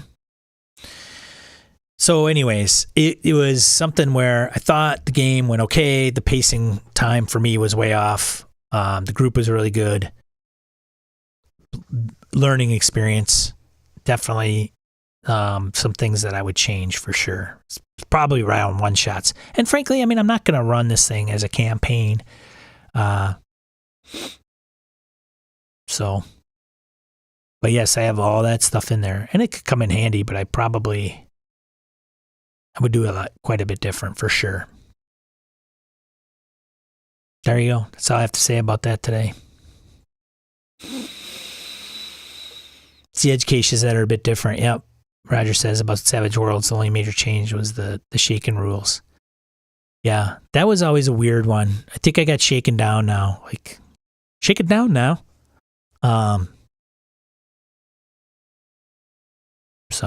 And Savage Worlds I thought was and it's funny because I'll go, I haven't run Savage Worlds in 2 years. Pick up the Suede book, gloss over it. Okay, it sounds like the fundamental elements of what it's doing hasn't changed. And frankly, because I don't know it really, really well, they changed something, I probably don't even know it. Like, oh, okay, Benny, got it. That's what a Benny does again. Sounds good. To me, it's probably always been that way, but it hasn't, right?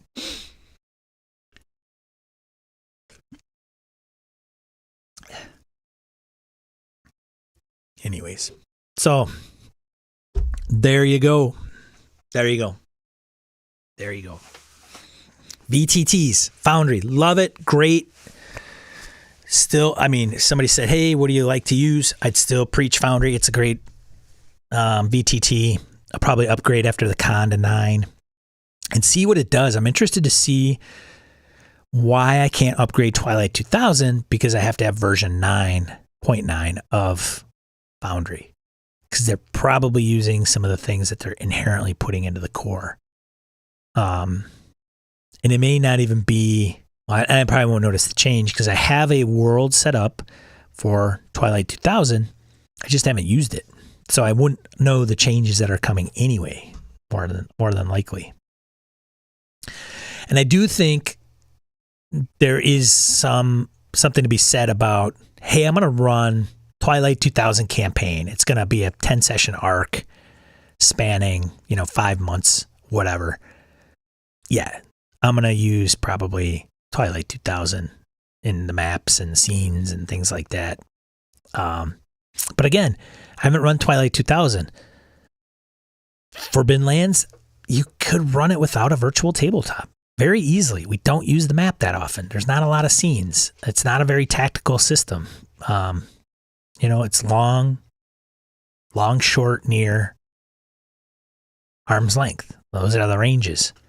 We have not a ton of combat. I guess I should probably change that. Which room is the painting room? Zweefer. Good question. Tabletop events will tell you. I want to say it's like 6, maybe room 6.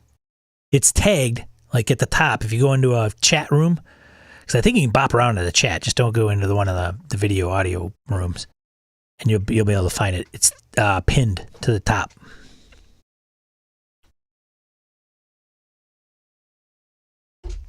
So I should probably see what's going on.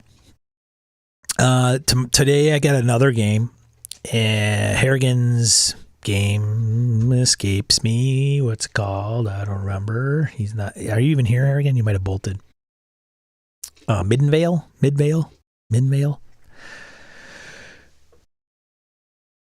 Playing in that tonight. Tomorrow I'll be in the flower hex. If you're interested in hex crawls and an interesting way to do them, the flower hex or hex flower method by Goblin's Henchman. He's got a resource guide that's out there on drive-thru.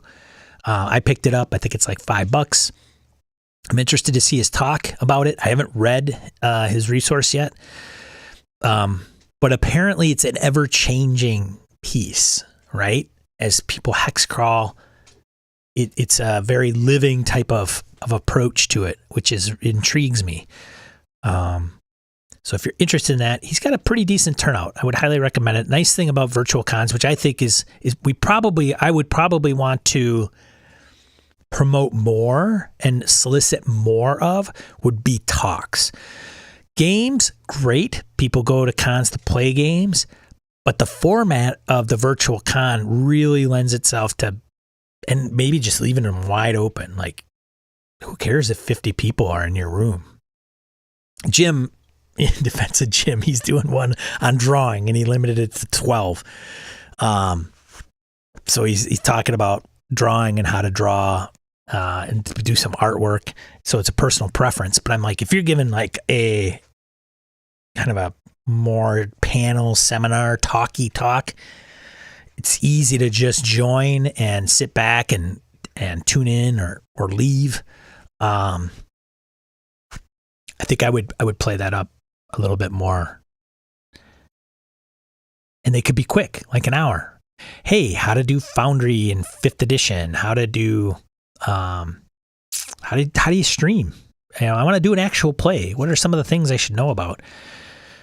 And the thing is the audio is probably pretty decent because somebody's not recording it from the audience 50 rows back, trying to capture what the people are saying on stage and then putting it out as a podcast, which is irksome to me personally.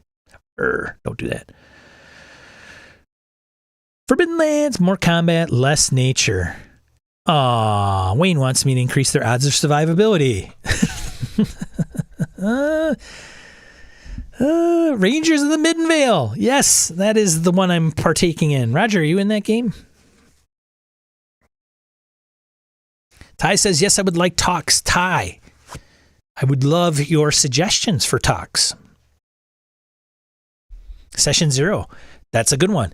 I mean, we could do a whole program. I could just set it up like you could do tracks. I mean, some of these online virtual cons could be similar to some of the professional conventions that we attend in the business world. Ooh, gross. Yeah, I know. Mixing the real life with our hobby could be a little scary, but hey, everything will be okay.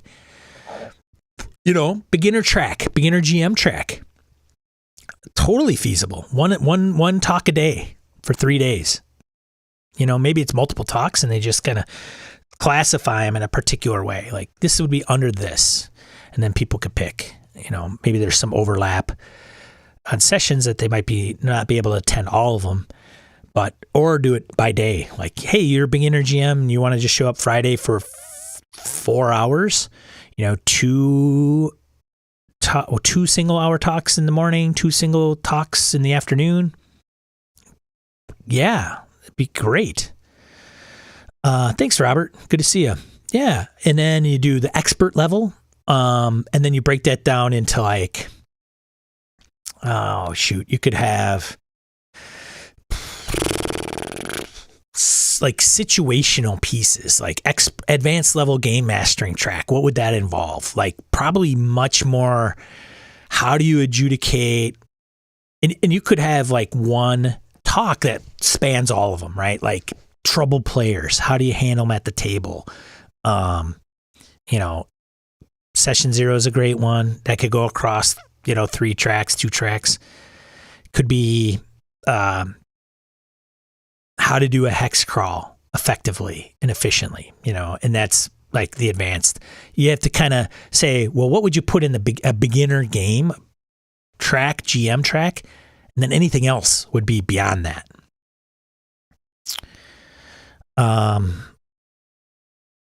Yeah, Nubis, maybe we could have a Google Doc with a list of topics people are interested in, kind of like the mustering sheet for games. I think that's definitely an option. Topic: why should you not play D&D ever again? Come on now, that's not nice, Ty. Be nice. Beat me here, buddy.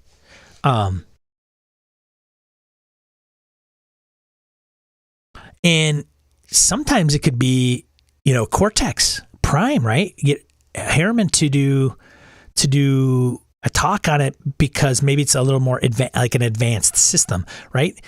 You're going to kind of put things into place to create pieces of a framework so you could do your own game. That might be something that people want to tune into, right?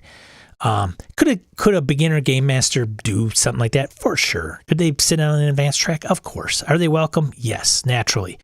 But, some of those things might be, it helps if you've had some GMing under your belt, because you'll understand why dynamics matter within a rule system or something along those lines, or relationships, or how to get a particular feel through mechanics when you deal with something like Cortex. Or you can even do like home rules for an OSR game. So if you had like Gabe, who played Swords and Wizardry for a long time, and having his own kind of, and the beauty of some of those games is you kind of make them your own. As Brett would say, they're toolbox games. How do you implement your own tools in that toolbox, and why? Because they're all going to differ based on your preferences and style of what you're trying to do, I think. So,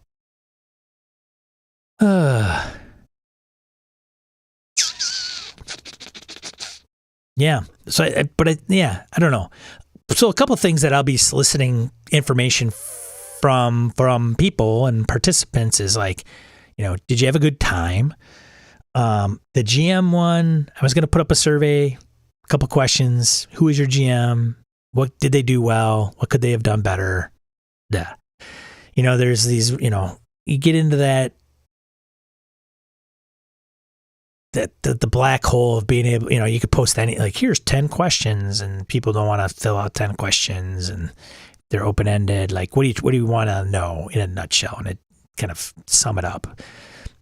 So we'll see But I am interested in like, do we want to do this once a year? Is that like kind of cool, or do we do it every 6 months? Like, okay, it's January. Do we do another one in like June, July?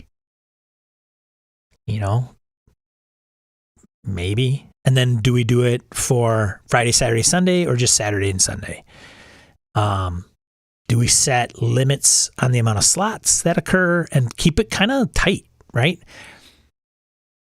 The benefit is like, if you have 100 people and you limit it to 100 game slots total, and you play in one or two, you can only play in one or two because mathematically you can't do it any other way. It, might help. And then it's like, well, do we put in wait lists then? Maybe. I don't know. Things that go through my brain. Yeah, how to set up a game in Foundry or Roll20 or other VTT systems. What are some tricks most people do not know? Yeah, that's a good one. Talks, a list of talks. Yeah. Hey, Niall, good to see you, man. Good afternoon, right? Yeah, it's about 3 p.m. for you. Yeah, great idea. But it's time for me to pick up my game. Cool.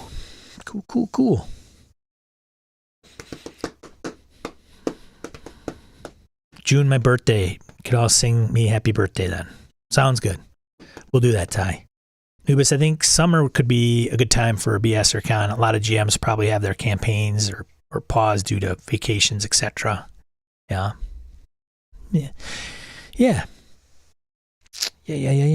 Like I said, the whole point of it was to bring people together that wanted a game with each other or share the love of their one game with others, and timing is a pain in the ass. So why don't we just set aside, again, a Saturday or Sunday? Everybody can get the necessary authorization. Sounds a little harsh, but nonetheless, you got to, balance life and other things. It's like I told my wife, man, I am incapacitated for anything other than what's going on yesterday, today, and tomorrow. And then, if I need to take dogs out, that's fine. But don't expect me to be running errands and doing stuff off the to-do list. Did you get any takes on streaming a game for the con? Hobbs did. So Hobbs ran OSE. Jim was in that game, and he streamed it, and it was an early game. I think it might have started at like 8 or 10 o'clock in the morning. At least that's when I got on, and they were well into it. So he did. I would like to probably stream a game. I think that would make sense. Yeah, that's a tricky one. I don't know if I would have wanted to stream Forget About It, because it's, well, not like anything else isn't violent, but I don't know.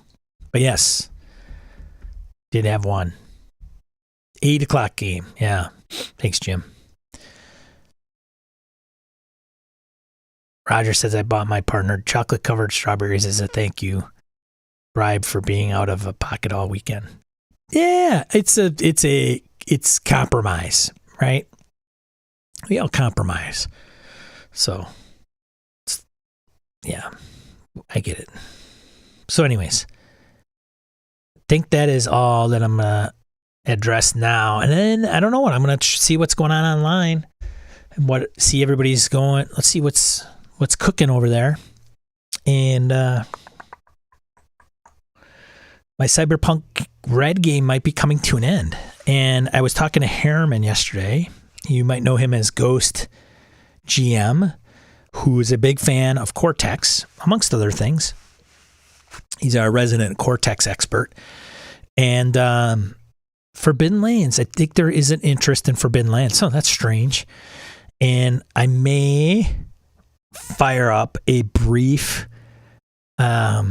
every other week, maybe, game of Forbidden Lands for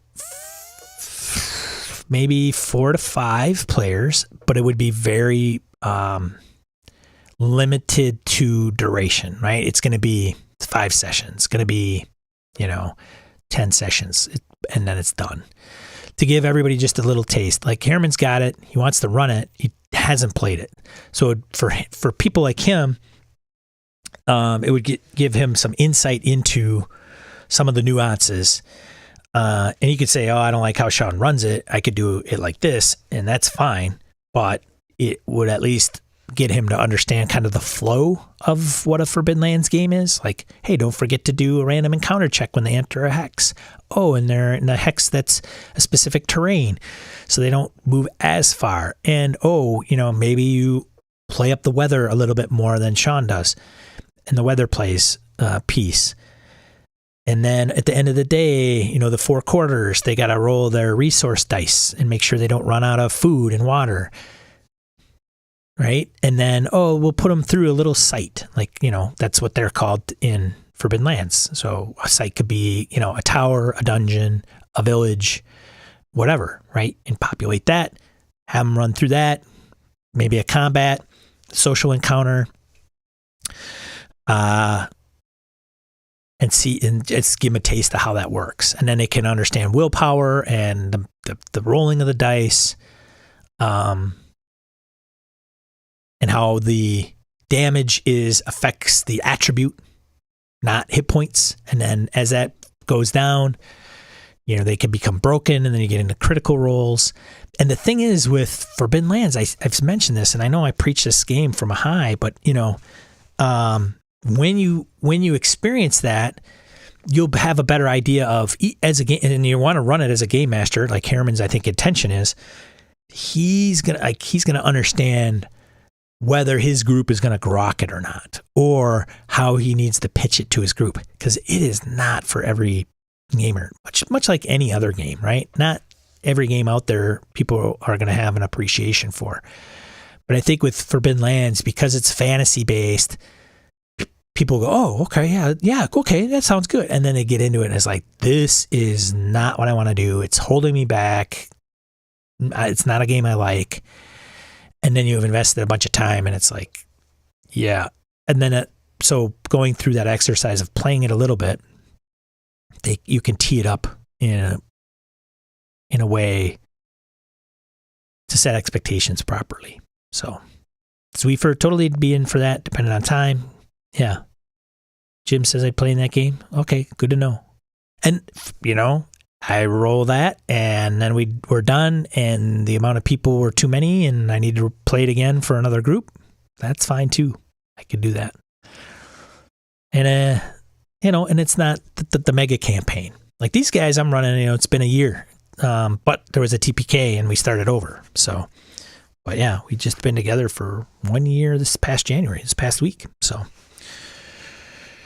Playing every other week for, 3 hours typically on average. Not bad. And it's a different game. I was talking to Harriman about it. It's, and even Eric Salzwedel and the group we had, probably 9 or 12 people on Discord in the channel. And Eric was talking about our latest episode of Gaming and BS, which is the rough draft, right? Like Brett's kind of thing was, we have to understand it's a rough draft. Like even if we, books and movies and stuff like that have editors and it's heavily, film edited, and then there's like a final product and then it's pushed out. It's kind of done, right? It's supposed to be great because it's gone through all this. Well, in an RPG, you don't necessarily go through all that. You can run it multiple times, but it's kind of allowing yourself to understand, hey, it's a rough draft almost all the time. To some degree. Well, and Eric was talking about, and I don't know if some of you have this conundrum where it's like, if you plan out certain pieces of your scenario, you feel prepped, you feel prepared, you can present the material, and you have an idea of which way the players are going to zig or zag. Okay. Kind of like, here I'm drawing the box. Okay. But how much is too much? And if you change that, do you feel like you're kind of cheating because you're changing it? It's kind of the quantum ogre is what he related it to. And not an unreasonable thinking either, because I've thought about that stuff too, is, well, I had this planned, but because they're doing this, then I'm going to change it. because I need them to go in this direction, or I need to feed them something, or give them a lead or something. So I feel it's a dynamic approach. And he says that, the thing is, they'll never know. The players won't know why or how I'm doing it. They just know what I'm presenting. So it's interesting with Forbidden Lands, tying it back to that, is, with Harrigan, Phil, Wayne, Kev, I don't know, they could say like, hey, here's where they're going. This is their destination. I don't know how they're going to get there necessarily. And they could always change, which they've done, right? As a matter of fact, Harrigan reminded me, he's like, that's exactly what we've done. We're going to go this way, but then we went the whole opposite. So if you have encounters that are adaptable, you keep it, random tables, things in your back pocket, and you can dynamically inject them. So I think Eric's kind of speaking for him here, but Eric would say they're in a hex, they're going to move north. So if they're going to move north in the next hex, I'm going to put this thing there because I know they're going to go there, and they will uncover it. Boom. Put the sticker on the map. Boom. That's where the tower is. And in that tower is the MacGuffin, whatever. And the group says, so he's established that in his brain as kind of part of maybe the setting. Like the tower has existed there all along. Boom.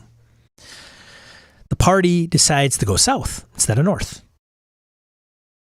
Eric thinks to himself, by moving that tower to the south, would that be right? Because in my brain, I'm thinking that's where I put it. That's where it's kind of settled. I settled it upon, right? Or established it. So by moving it and just going, well, okay, what if they go east? Well, I can move it to the east too. Well, if they go west, well, I can move it to the west. And then you run into this. So is that get into your, craw. So Forbidden Lands, I think it's okay to do that. If it makes somewhat sense, because you might have to have something that's kind of in place that you want to provide to I mean, otherwise you're going to go, maybe they do that all the time. And you're not planned for every hex around them to make those things. I tend to border on kind of middle ground where I don't want to be doing that as a habit all the time, but I also need to have these guys interact with things. So if there's a wandering caravan, do I need to put it in? Does it make sense if it's even there, right? Like, oh, they're in the mountains and this caravan's coming through the mountains. How does that work? Maybe they went around. I don't know. How do they get their wagons through? That might be a pain. But now there's wagons in the middle of the mountains. No, maybe not. But random encounters, random tables help with that.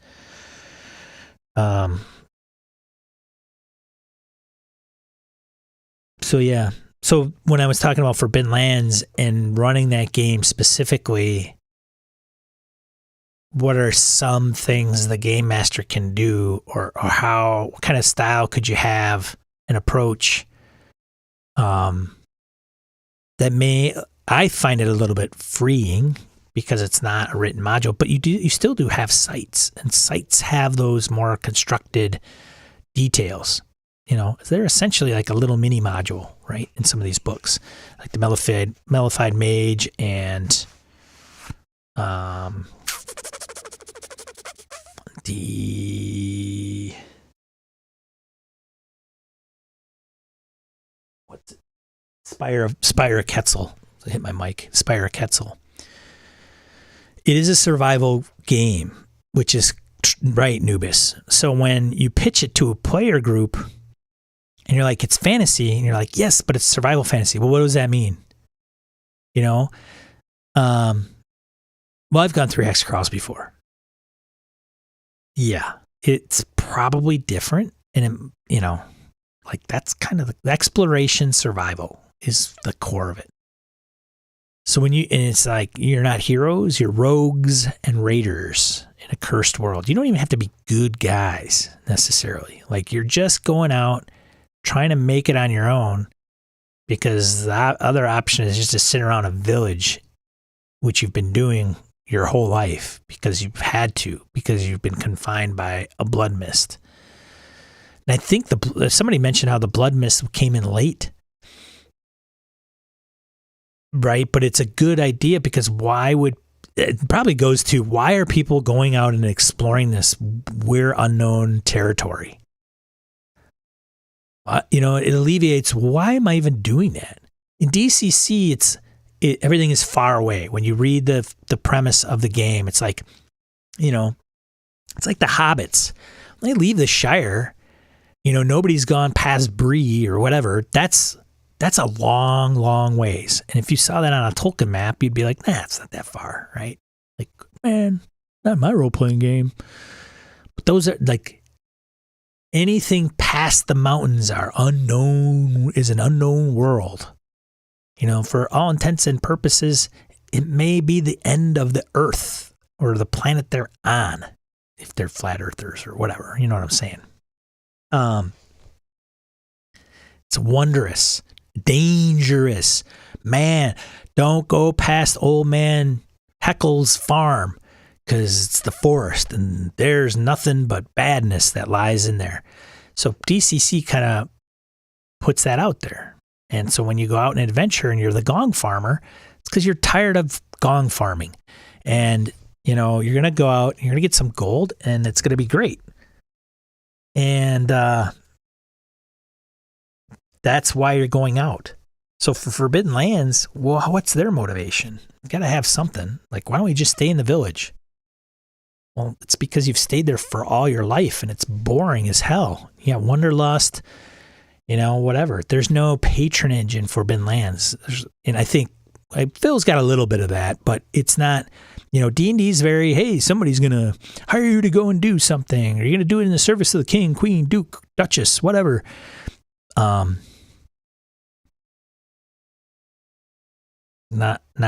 Not really the thing in Forbidden Lands. It actually tells you, like, you don't have a patron. You're out kind of for yourself. Kind of makes even group dynamics interesting. Like, how do you put the group together? So if you got players that are going to grok that and they want to kind of get into that, they're going to love the game. Getting their foot in a trap and then not being able to move properly because, it's permanent injury. That doesn't happen in some games. And it takes a lot for a person to be like, okay, let me get this straight. I'm not Joe Kickass anymore. Not really. But you're effective. You're also not a 0 level plebe or, a first level AD&D character or BX with 2 hit points, in one spell. So, yeah. So, but that's the piece. Feedback I've seen when somebody was running on our Discord was the players were like not grokking it because they felt everything was holding them back. We want to get there and help this. We want to do this. And this whole journey thing's getting in the way of doing that.